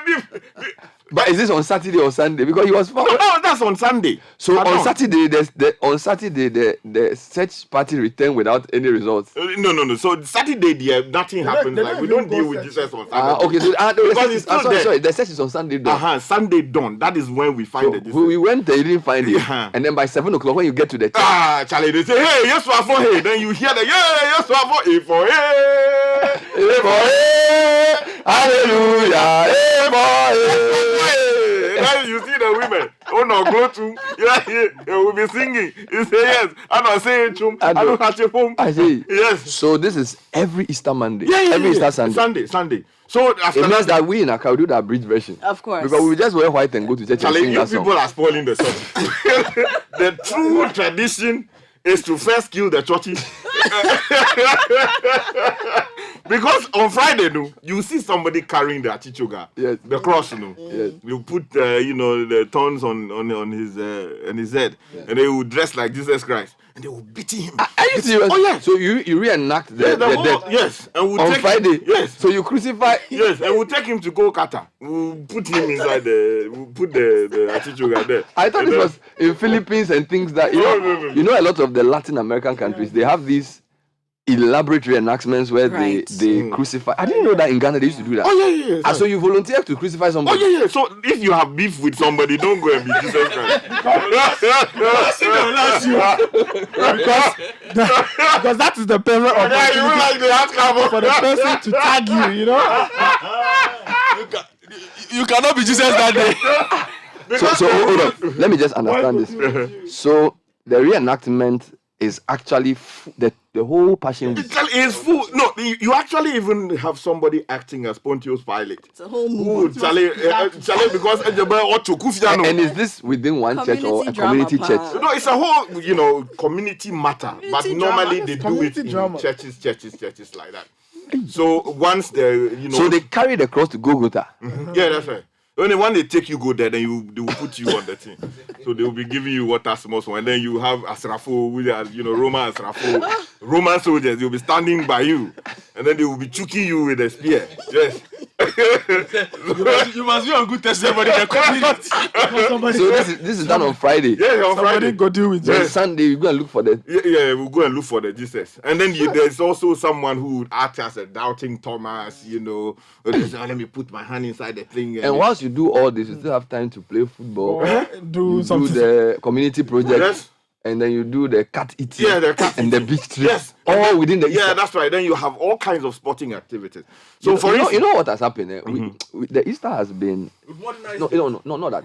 We've made a lot of noise in the media about Kwewu Easter, so I didn't know that there were levels of Easter that Sky and Co were doing, which is Charlie. This is a whole tourist attraction. No, but it's not regattas and things. It's not just that. On Monday when I asked you this, and you were like, "Oh, but you people, do you still do this type?"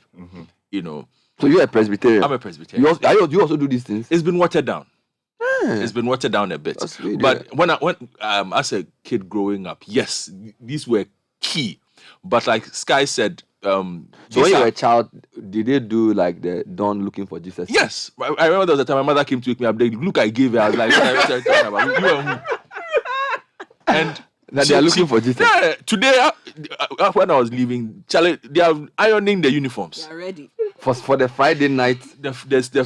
She wear black tomorrow. Yes, then there will be, she will wear one women's fellowship one, she will wear singing band one. Mm-hmm. She has different uniforms for everything that will happen. They'll wear the black. Wow. Everything will be on point. But these days, I don't know if we still do the search for Jesus, because then she would leave with a lantern. Oh, she used to do a lantern. Yeah. So you are confirming that guys. Oh yes. Not in Accra.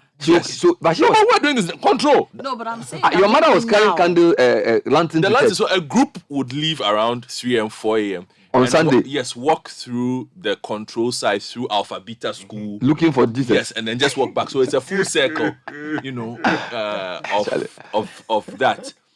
But we need to have a conversation though about, like, No. Charlie, if we leave the Christianity to the charismatic church, it will spoil it too. Because no, but that's what I asked you on Monday. Important traditions in the governance. The waving of the palm frond. Yes. Back when I was young, right? We used to go and look for the soft one, cut the branch, and weave them. Learn how to weave it. With flowers. But we've moved it to now you just cut a leaf. And then, a single one, and just we've patched everything. Well, to be fair, we've improved it. Let me give you the program of the church that I was brought up in. Okay. Queen of Peace Catholic Church. Mm-hmm. Okay. So what's the program? Dramatization of the Stations of the Cross. There you go. Yes. They'll do it from Queen of Peace Basic School to the church, 6:30 a.m. Then they'll do Divine Mercy prayers, 2:30 p.m. Then they'll do something called Veneration of the Cross, 3 p.m. Then they will do to be led to the. Okay, all this will be led by the mass service and lectors and choirs. I didn't know they were doing this. Me, I was just in the church. I was sleepwalking through. Somebody sent me the program. They said they do this thing even this week. And the palm front. I wasn't paying attention. And the palm front that you normally use, especially for those who go to the Catholic Church. When you go, you have the father. Father will bless it for you, so they will sprinkle, water on it. When the holy water, when you sprinkle it, where was I when all put these it things in your Biblia and you keep it everywhere you are going. You keep you cut a small portion of it and you keep it with you. I see.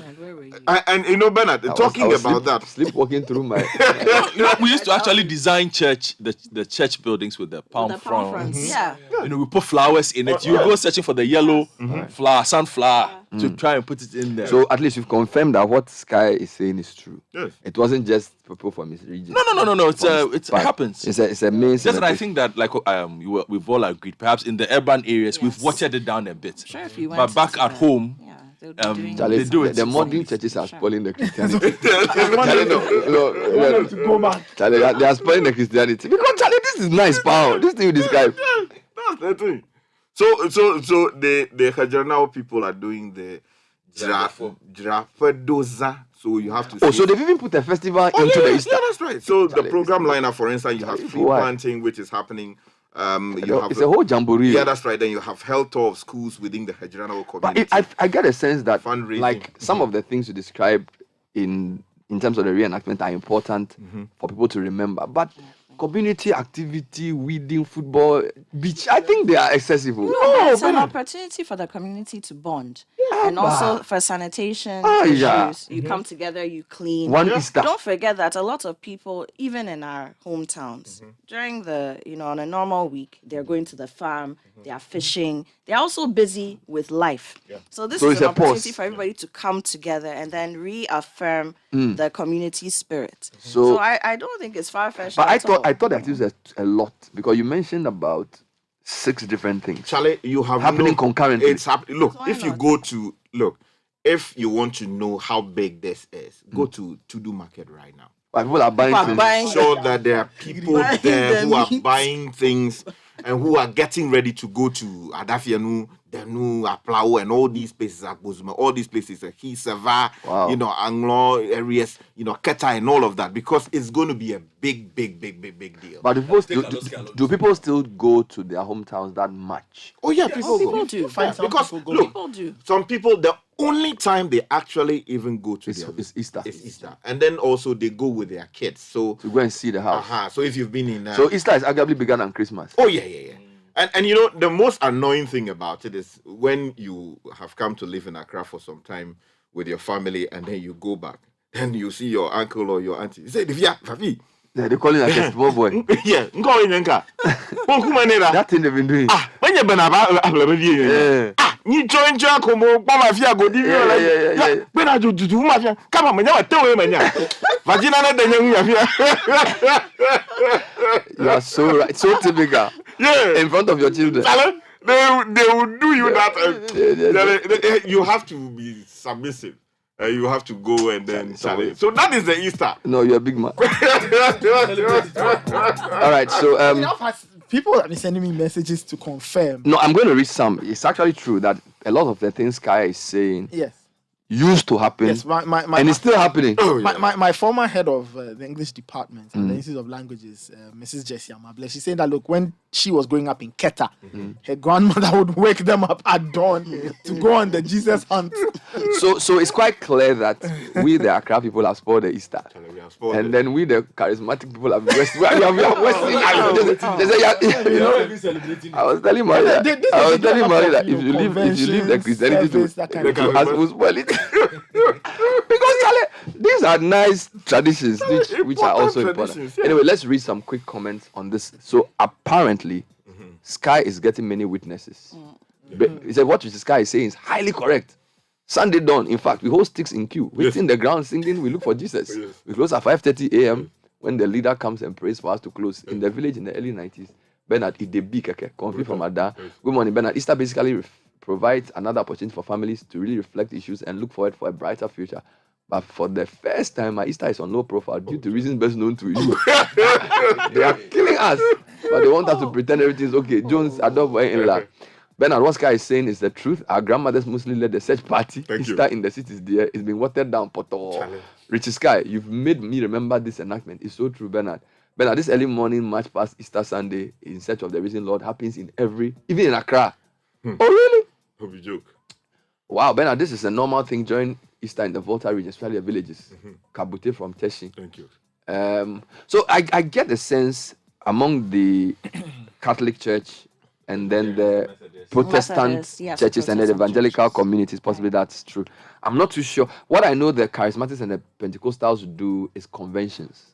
So they'll have like Easter convention, and they'll do like a crusade, that type of thing. So they have their own. But yeah, I see. But no, Sky, you're a big man. I didn't know you had that ingrained in the system. But we have also brought something. We've added giving back to the Easter. So I guess that's where this came from, right? The whole idea that you have to reflect, which is why we do the Easter Orphan Project. We've done it for 15, 16, 17 years. And Apioko, we're going back to Basco. Tell me what we're doing this year. Yes, we are. So on Easter Monday, just as we have done over the past 15, 16 years, we'll be going back to Basco, the Baptist School Complex in Choto. It's near Suhum. Now, they've sort of become our adopted orphanage. And over the years, we've done so many things that quite recently, we built a girls' dormitory. We had built a skills training center, vocational skills training center, where people could learn how to do the likes of sewing and that kind of thing. We've set up boreholes, not even just for Basco, but for the community. So that people don't have to, because what was happening was that they would come and take whatever water Basco was getting and then take it back to the community for usage. So when we did the borehole for Basco, then we also did one for the community. But there are other orphanages that we engage over time. And this year, it's no different. We are going to the Tamale Children's Home in Nyoni in Tamale. We are also going to the King Jesus Charity Home in Kumasi. We did that last year for the very first time, and the response was brilliant. Now, why do we do this? I mean, so a media house, we want to do everything, but we also have our blessings. And if we are saying that Easter is a time for rebirth, for sacrifice, then we also want to mimic that and also make a sacrifice. And we don't do it alone. We do it with our listeners, with our viewers. We taken donations, cash, kind. People have brought milk, toiletries, all sorts of things. So it's almost like those who can't go back to their village to do the things guy is talking about. We will do our own version with them. Thank you very much. Because we actually have a party with the children at Basco. That's true. We mentor them, speak to them. Some of them, you see, there's a school within the orphanage, and some of them, they've never even had anyone, apart from the teachers there, come and engage them and tell them the things that are possible in life, the things that they can aspire for, that even confirm that their aspirations are possible. So we go there, but we party, we have drinks, we dance. So we have even Bernard we've condensed the elaborate Easter celebration that Sky described into a one-day charity event. We will go to the orphanage. Yes, we will go to Basco, but we also have representatives who don't forget that we have our regional correspondents who are part of the Citi family. So in Kumasi, we have a contingency going to the King Jesus Charity Home. In Yoni as well, we have a group going there. So whatever we are doing in Basco, we are replicating it. Yeah. Funny thing, you were talking about what people should bring. So they were bringing food and things. I saw somebody brought a bicycle. Yeah. And then I remember in my childhood, there was nothing I wanted more than a bicycle. So imagine if we got like 10 bicycles of like maybe bicycles for kids between ages 4 to 10. And then you send it to the orphanage so that as part of the things they do, they will have bicycles to ride. I think that would be brilliant. Oh, brilliant. So like footballs, table tennis sets, bicycles, because the whole point about being an orphanage is because you're without your parents and there's like a community, life can be very boring. Very true. So things to create mirth, right? So yes, we deal with the basics like food, skills training center, water, but I feel like bicycles, basketball, football, TT, table tennis board. No, and I agree with you. So they can have fun. Exactly. And you see, on some level, the orphanages and an orphanage like Basco and some of the others I've mentioned, they've done very well over the years. For example, you go to Basco, the current administrator was an orphan there, a student there, joined our COPE program and has gone back to Basco to give back there and work. You see, now, when you have a situation like that, things like bicycles and footballs become novelties. So if people can donate such things and, like I say, it creates the fun, the excitement, because these are also skills in play. Children learn to be social. They also pick up very essential skills, how to, relate to other people within different settings and all that. So you're very, very right. So what are you urging people to do, and how can people contribute to our Easter project in addition to doing the things they'll do when they go to their hometowns? Thank you very much. So the first thing is that we're encouraging people to donate, all right? We want you to donate, and you can donate in cash and kind. If we've mentioned some of the items, books, we have a group that is donating 1,000 books. Wow. Yes, they are. And we'll be sharing them across the different orphanages. We've asked for things like rice, gari, maize, sugar. And we can't get enough of that. See, a 25 kg bag of rice can finish in 2 days in an orphanage of this size. So we need these things: washing soap, washing powder, disinfectant. Children, young people pick up infections very easily, especially when you're living in a communal space. Even when you're in boarding school, you pick up certain infections just because you are living with other people. So how much more a space like this? So disinfectants and that kind of thing are also important. However, we also need the cash. Okay. Now we need the cash because there are so many projects, maintenance issues that these orphanages deal with. Sometimes they want to take the children on excursions. These people don't have parents. So the orphanage is the place where they are being brought up. So imagine all the things that you spend money on in your home, from exercise books to the clothes, everything. The orphanages also need to provide that for over 200 children, right? So the money is important. And there's a number that you can send the money to. It's 050-673-7012. Can you repeat it? 050-673-7012. Wow. And if you want to write a check, some people have requested that they want to write checks.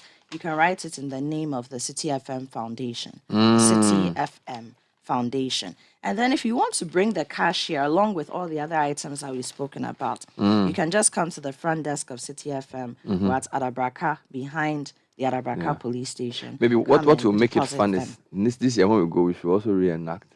No, it's actually a good idea. Sky can lead. Charlie, somebody saying that Bernard, in addition to what Sky is saying, before the Saturday afternoon, we dress a huge doll, we present him as Judas, and then we beat him and throw it in the sea, singing.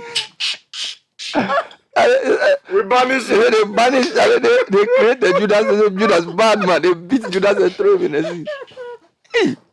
But you know the funny thing though, because you see, these are important because when you evangelize people and they accept the faith, you need to give them things that will help them connect and relate. Definitely, and even relate with it, because a lot of the things being described in the Bible seem very alien. Exactly. So a lot of the things that these missionaries and then the churches do is to get people to have a graphic understanding of what Easter means, and especially for the youth.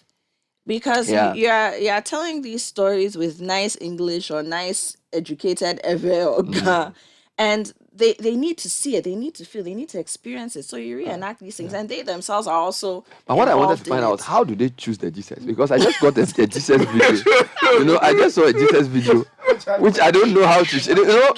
I think it was in one of the countries.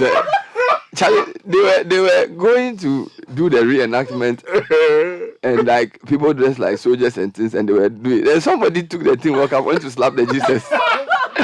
Then the Jesus left the cross and said, "Quay," but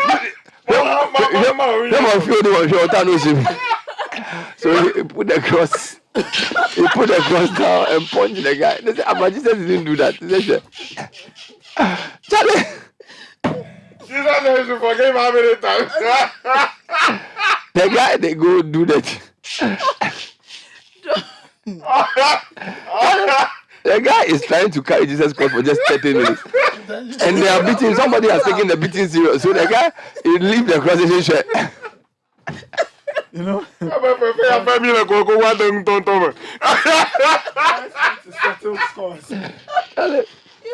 what I'm going to urge our listeners to do for me, when you go for your Easter celebration this season, send us pictures on Tuesday. Yes. When you come back from Easter, send us the best photos. Just send it to our WhatsApp number. Mm-hmm. I want to feel the Easter the way Sky spoke about it. You want to live vicariously through it. I want to experience the thing. Yeah, you want to know that too. I want to know the Easter part. I've missed a lot of this. I've missed a lot of my life. It's really sad. A few more comments. And today I'm abandoning ship. Let's move on. Let's go. Read more comments from me. This one says, Easter was never complete without the search for Christ. Charlie. Sunday dawn. Charlie. This one says, hello. But usually, where do they find him though? But do they find him in somebody's house or who? It could be somebody's house. It could be somewhere. They could meet him coming from somewhere. Or so is there somebody who is the Christ that they find? That's the person who died. The person we went to put on a Tichuga. You were white. 3 p.m., 4 p.m. Yes, we were white for his reason. He'll be waving you like president. So we'll be ringing the bell. And the old lady is just for hey. Challenge that in the bio. Oh, Lord. All right, let's read more. Please read some for me. Why? Since you are here. Since I'm here. Please read some for me. Give me the thing. Okay. Hello, Bernard. What Dela is saying is exactly what happens in my hometown, as well as in Vumepo Viaji in the Central Tong District. Yes. In fact, we're leaving to our hometown today. Thank you. This is someone from Tishi. Tishi is going to Vumepo Viaji. Bernard, Sky is on point. This guy is a real G. That's from Edem Koku Apedo, listening from Ho. Wow. Nostalgic. Richard Sky just nailed it. I remember those days growing up in Tefla and the Volta region. Solid enactment. Richard is making the whole thing funny, but everything he said is true. As Wonder from Tishinungo. Wow. What Dela is saying is true. It's normally Sunday dawn where we wear white with brass band and go out to search for Christ. It still happens in my village even now. That's from Zimbo Selassie. Bernard, I'm shocked you're hearing this for the first time. We Anglicans also observe these rituals here in Accra. We've established that Bernard slept through his childhood. The level of detail is what I am shocked about, because I didn't know that the thing was that structured and well organized. Because usually when we get to church, they will sing it for you and things. And what I remember as a Catholic in Medina was that On Saturday, we'll go to church with candles. That I remember. So Saturday, we'll go to church with candles in the Holy Saturday service. So we'll do church on Friday, do church on Saturday, and then Sunday we wear white. All right, and then Monday. No, Saturday church was evening.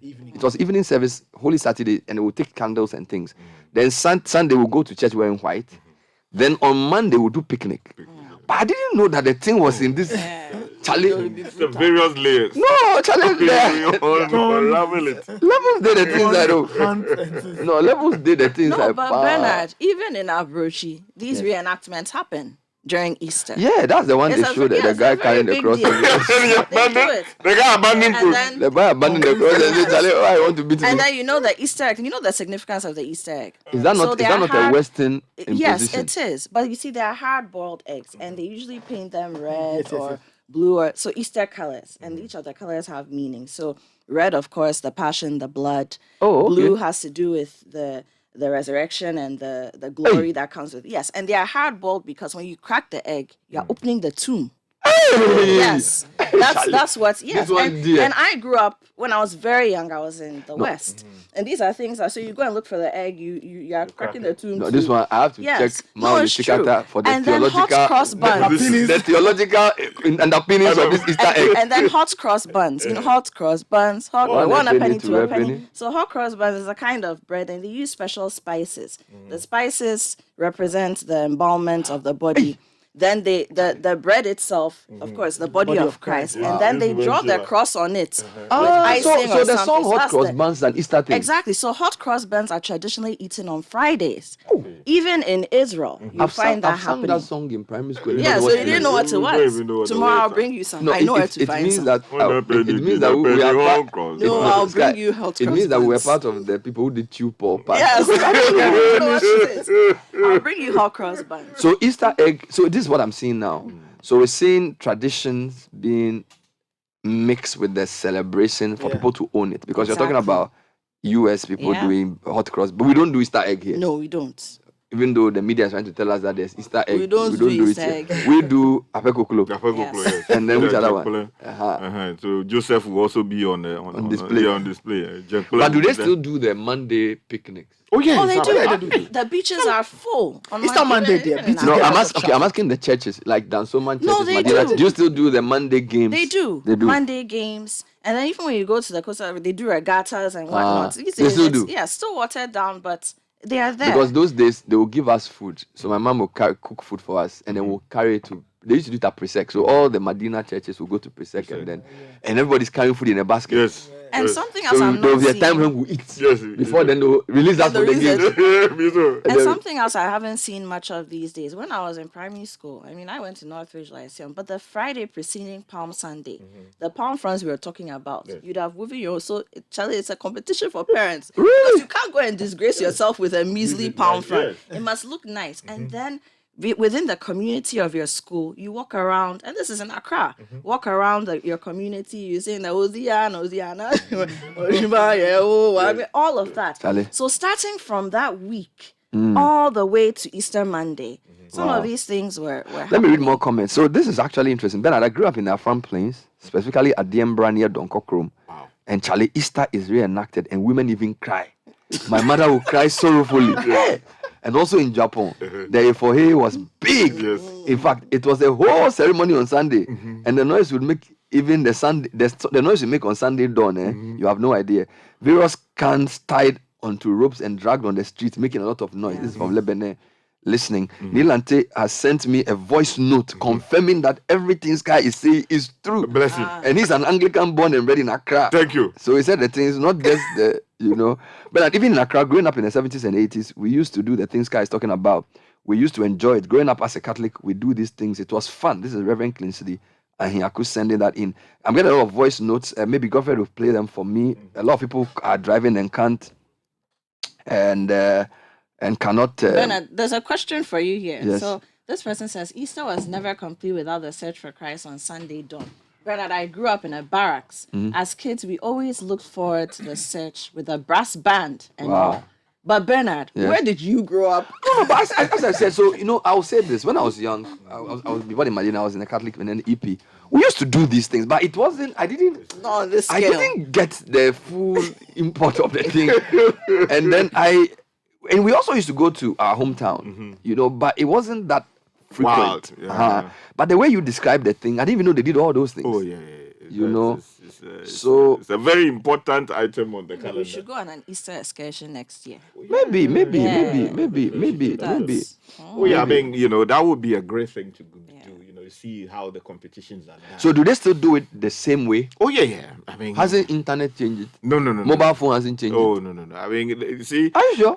It's actually, people are actually finding it more interesting. Of course, I mean, the cost of living is impacting how things are done. But you see, the connection with your hometown, your village, your family, seeing them. Do they still play the match between the... Oh yeah, it's for that one. It cannot be moved. No, not at all. It must happen by all means. So you have the captains of both sides. They play, they win, trophies. So right now, will you play as a home star or everything? Oh no, right now I'll play as transfer. So you transfer because you used to be a home star. Sometimes you can win. Sometimes the daddy is the head of the daddy. cat is a trophy. Yeah, the head of the daddy. That is the trophy. Bernard Sky and Nathan, the Bridget Jogbenuku. Yeah. She's listening. She says, please, I also want hot cross buns. That's the bravo level. I'll bring them. Yeah, and halal and all of those things. Bernard, I mean, look. Okay, somebody should tell me, suggest a place I can go this Easter in Accra to experience a proper reenactment. Oh, okay. Somewhere in Accra. Yeah, maybe if they are doing it in one of the cathedrals, they should let me know. So I'll come and spy. I have to. There are some gaps in my childhood that I need to fill.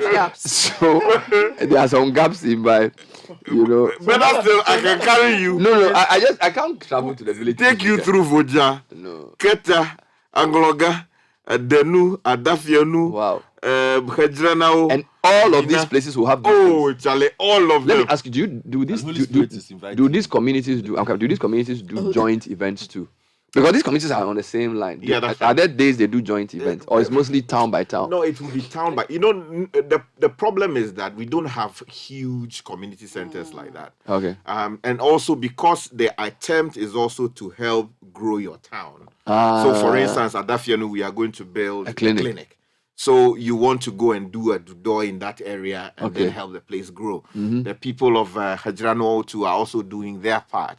In Aplawo, they are also doing that. If you go to Seva and Seva, for instance, Seva, where my mom comes from, water has always been potable water has always been a problem for the community. Yeah. I need something before. So two things. I need somebody to tell me where they are doing this who can go and observe. Okay. I also need the full words of the song you were singing, the A4A song. You know that there's a verse before the chorus. Okay. The only part I know is the chorus. But there's actually like a verse. It's a whole long song. But that's the part we know. Yeah, that's where we all get it. But I need the verse. I need the audio. So somebody should send it to me, please. I'm sure Davia Jololo will do us the audio. So you are saying there's any reenactment? You say you want to see. So the Holy Spirit Cathedral says tomorrow. Pass by. Friday. What time? They say 7 p.m. You come. They'll do the whole. They'll show you something. So you come. This year.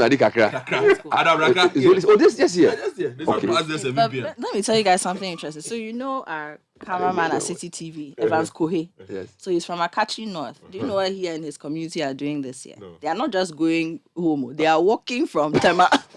Are you serious? Yes, walking from Tema to Avedakpa. Yes. Hey! Because they said they are using it to raise funds for the community. Oh my God. Wow. Yes, they are walking 3 days. Wow. And they will cement it at the Easter. Yes. Is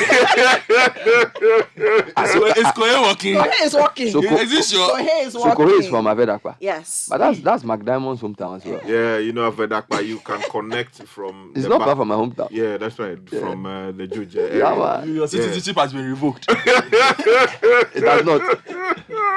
I am involved in projects in the St. Peter and Paul Catholic Church. No, I am involved. Yes. Your Easter I'm involved. That we need to relook. I have the Momo number. You have the Momo number. If I will send them something more. In fact, the priest will send me the Momo number for the project.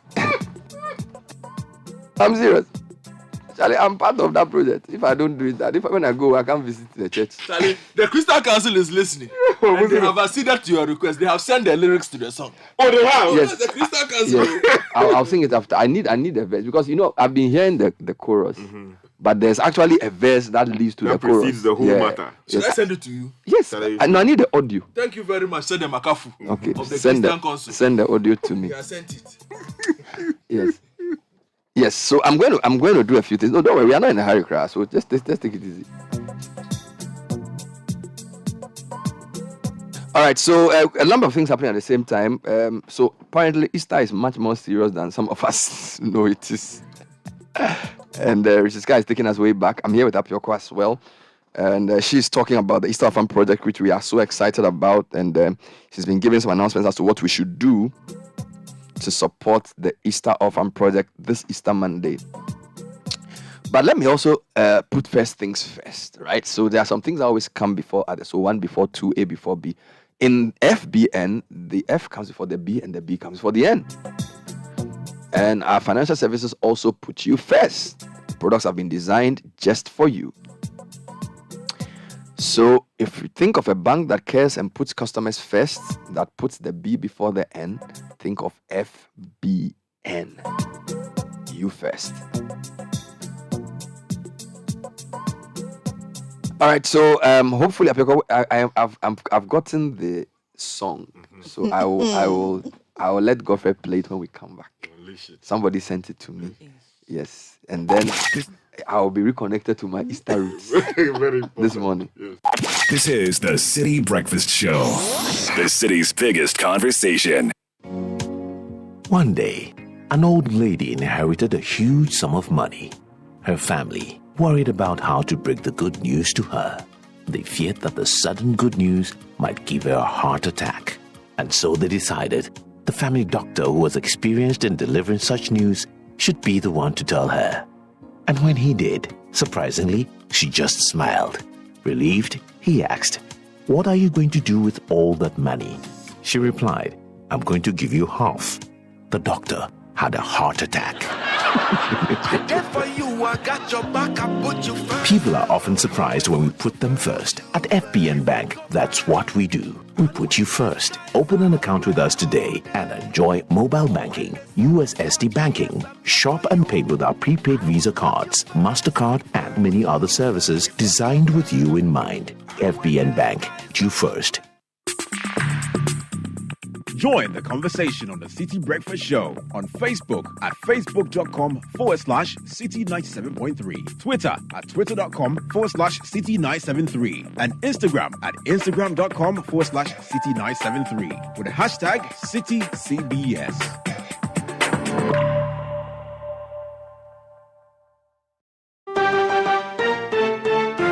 Breaking news. An Easter sale at a local furniture store is causing a frenzy. Our correspondent Roland is at the scene. Hello, Roland. Hey, that's mine. Give it back. Roland?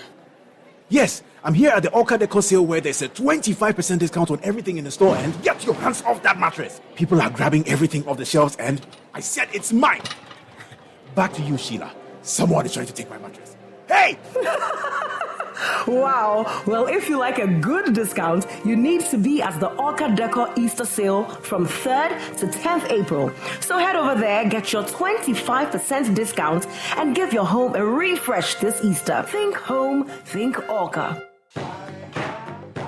Ghana, you inspire us. Where others saw bamboo, Bernard Avle saw bicycles. Bernard Avle grew up in a small rural community where kids walk a long way to school every day. Moved by this, she built her first bicycle using bamboo.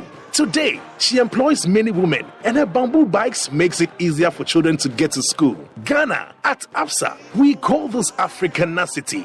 Africanacity is our inspiration behind who we are and what we do. It's our commitment to helping people find a way to get things done. We love Africanacity. To find out more, visit absa.com.gh. Resurrect your love for shopping at the Kitia Victory Sale happening inside Kitia Mall. Get up to 30% off selected items from our wide variety of furniture and home accessories and leave feeling glorious. Explore our furniture universes and be spoiled for choice. There's a perfect item for your home on every corner. The sale runs till the 16th of April, so visit us on the Spintex Road and enjoy shopping at a discount this Easter. It's creamy, creamy plus, delicious milk, creamy plus for you. Creamy Plus is a delightfully delicious option whenever and wherever the occasion calls for milk. For your quick meals on the go or quality time at the dining table, jazz up your favorite Gary soakings, mashed kinky, cereals, and all hot and cold beverages with a creamy, protein-rich, healthy option of milk. Creamy Plus evaporated milk with vegetable fat is all you need to stay on the go. Creamy Plus evaporated milk is now available in a shop near you. For bulk purchases, please contact Les Farm Distributors at Medina Ritz Junction on 0501 682 522, or Grace has found us at Akoko Photo Dansoman on 0245 162 747. Creamy plus for you. Creamy Plus evaporated milk. This message has been vetted and approved by the FDA. And listeners, we now welcome Mr. Galaxy to give us an Easter special weather report. Thank you. Hello, lovely listeners. We can confirm that from the 3rd to the 15th of April, there's going to be a storm over selected Samsung authorized stores across the length and breadth of the country. Massive clouds are gathering and it's going to rain big discounts. 1,500 cedis off the S23 Ultra 1TB and 1,000 cedis off the 512GB version. 750 cedis off the S23 and S23 Plus. Also, for every A54 and A34, you get a backpack. And for the A14, you get a brand new bottle. Finally, you get 50 cedis off on the A04 range of phones. All Ghanaians are advised to prepare for this incoming discount storm and stay safe from non-discounted gadgets. Terms and conditions apply. Join the conversation on the Citi Breakfast Show on Facebook at facebook.com/Citi97.3, Twitter at twitter.com/Citi973, and Instagram at instagram.com/Citi973 with the hashtag CitiCBS. Eno yodolame Yesu holanye Mokpom na kekela Yesu honye Evadogo choyome Edu efe fuo kataji Edogo abejidula gadene Eno agbebe yaduji ple eviawo Efoe Hallelujah.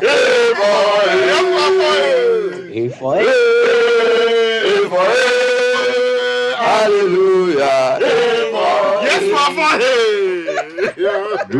Drew astrafu joyo dolano Yesu na kekeni Yesu dogo Eva dogo choyome Edu efe fuo kataji Edogo abejidulaga ene Eva bena yaduji pleviao Efoe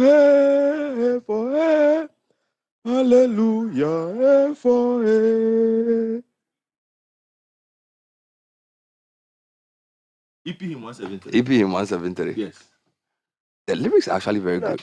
Yes. The EP is actually if you can read ever, I have it for you. Must I read that thing?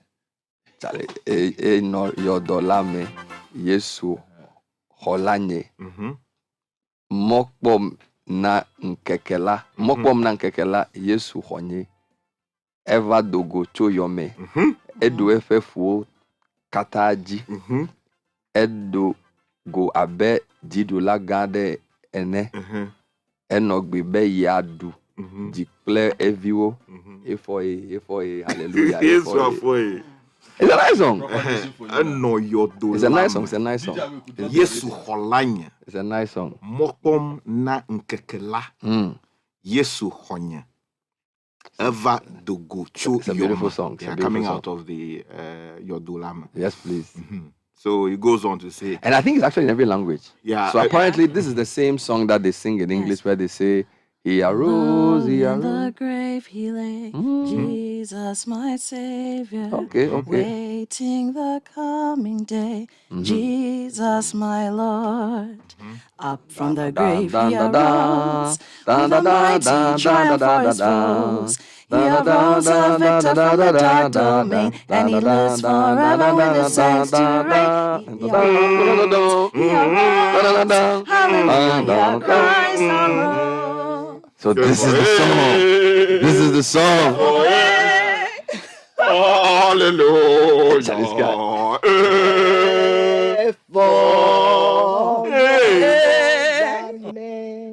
Yesu olanye eno hefetola Yesu dogo Eva dogo toyome edu efe fuo kataji edogo abejidulaga ene enogbe Adoji pe eviawo efoe hallelujah efoe.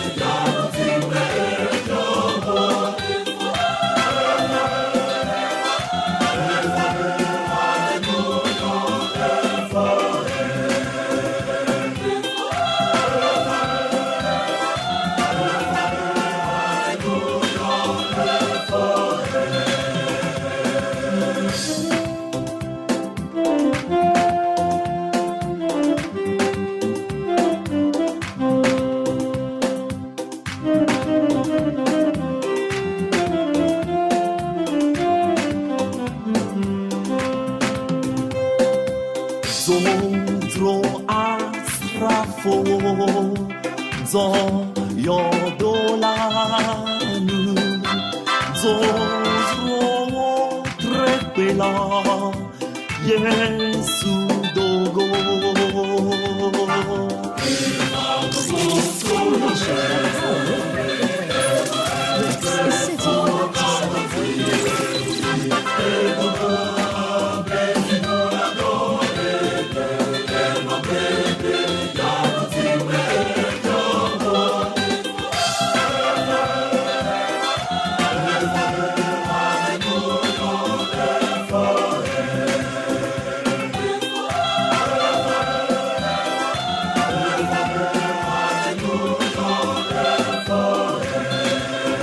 All right. So whilst we're on it, if you have if you have your own language version of this song, please send it to me. I'll be happy to hear Gav, Evertree, Fante, and other languages of this song.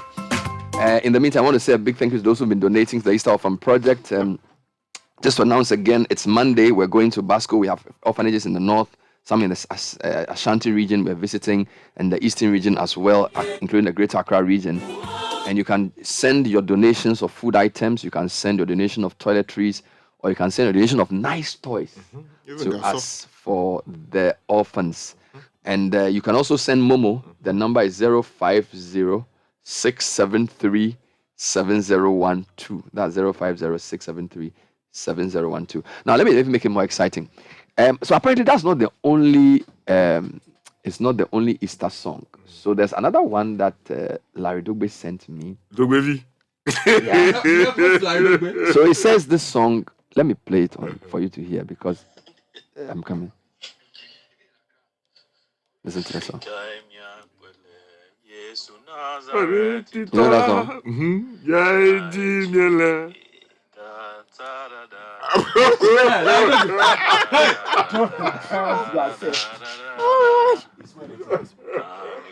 No, I need that song. So please, this. No. What Larry Dogbe has done is a travesty. Let me play it again. Let me play it again. Let me play it again. It's a nice song. Listen to the song. I know the song.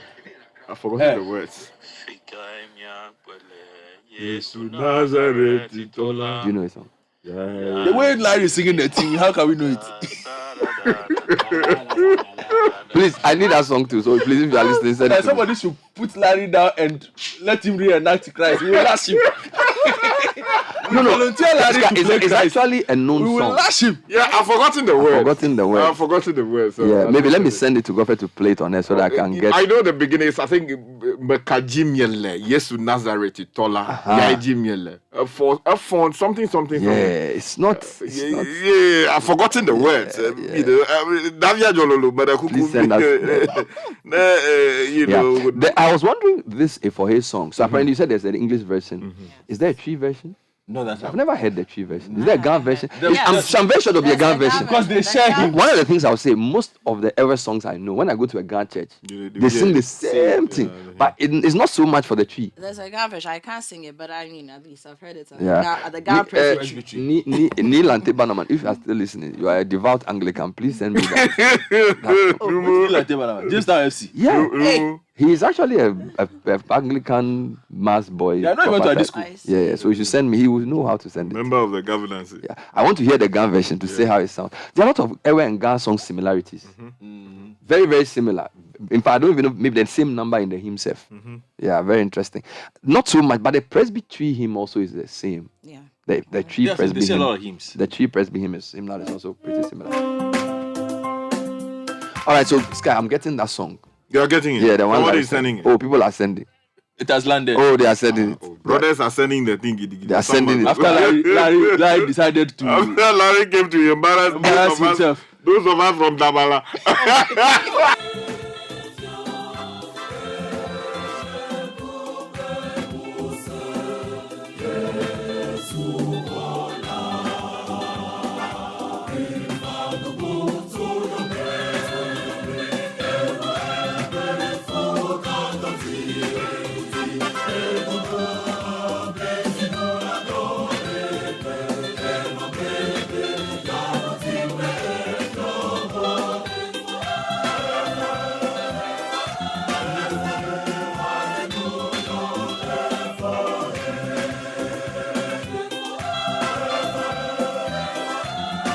So memories of Easter, and this weekend is going to be very interesting. So now I'll you know what I'll do, which will be nice. What? I'll wear a mask and go and sit at the back of a church. We need to pick some churches. We have a lot of invitations. So yeah. So St. Francis of Assisi is inviting you. Christ the King. Christ the King.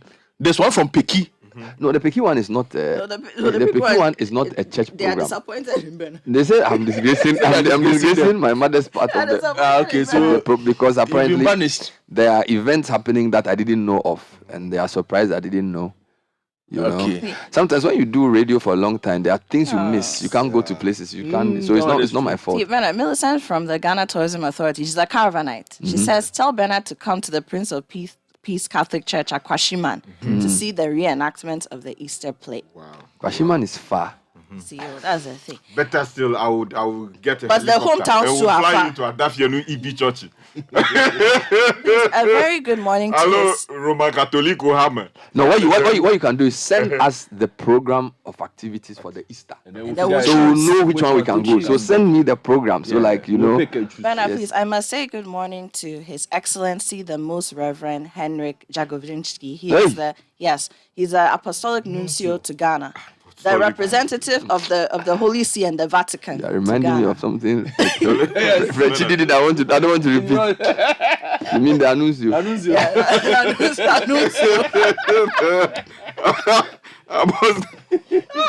The apostolic what?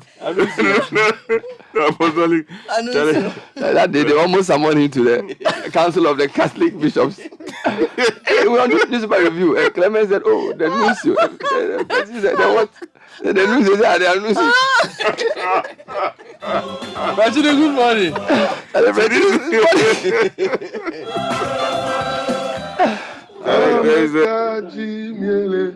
Yesu Nazareti tola ya jimiele efongane meke Afrika myakoele Yesu jengo inare Galilia afima myakoele Afrika myakoele Yesu Nazareti tola ya ejimili da da da da da da da da da da da da da da da.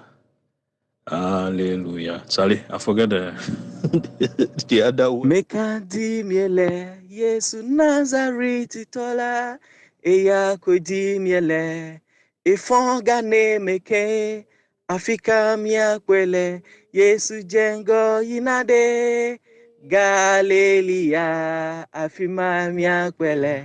Okay. So it looks like this one, only the airways have it. This one there is for us. You don't have some. there are some that have their. I've not heard a Ghana version of this before, have you? No, I don't think. This one is a proper airway one. But it could be. Oh, are you sure?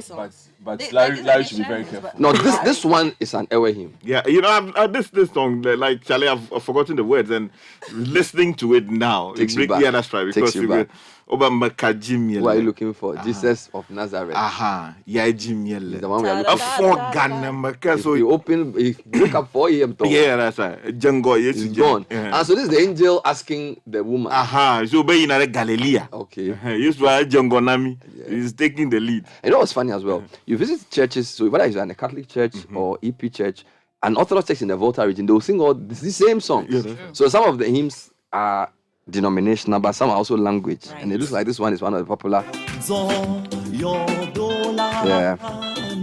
So it's still Citi Breakfast Show. In the meantime, I want to say thank you to Emmanuel Yao Ahiabele, Alex Belligiba.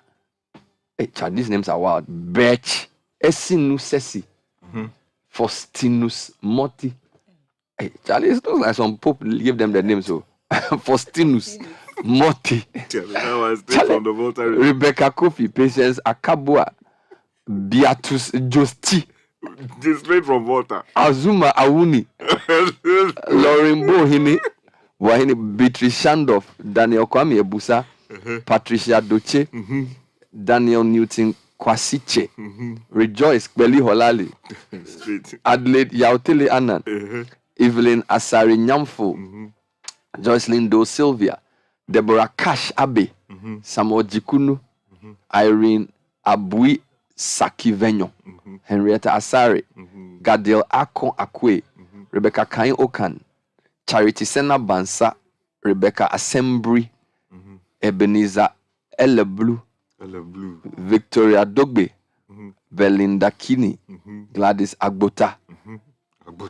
Frank Osei. Barbara Echampon. Millicent Ashong. Antoinette Huedo Efia. Ahima Gillian. Gladys Badasu. Faith Hills Academy. Justina Agosu and children. Caroline Christine Kumasi. Mrs. Anna Menokbo. Mama Pat. Sheila Mele Kole. Noah Amedo. Cecilia Bogo. Elsie Atakra. Peter Kavianu. Mary France. Nana Boatima. Kojo Adi family Wukuntunse. Grandma Keke Dansoman. Dennis Boatin McCarthy Hills. Daniel Aite. Marie Senade. Genevieve Yin Larry Bill. Gloria Ajuatete. Deandra Akwana. Charlie, you got names be wild though. Ajua Odeibia. Beatrice Semabia. Togbe Azak Dagli. Dededo. Hey, Mr. Isaac Obi. I know he's Reginald Solomon Osei. The Banyebore family. Mrs. Agnes Abanga. Amasewa Dapa. Catherine. Jifa Akbalu. Maufemo Ayeke. Alawi family. Mary Kosipa. E.A. Ekufu, Robert Alote, Ivy Ajakwaku, Jigbo Albert, and Olivia Ja. All these people have sent donations. Can you imagine?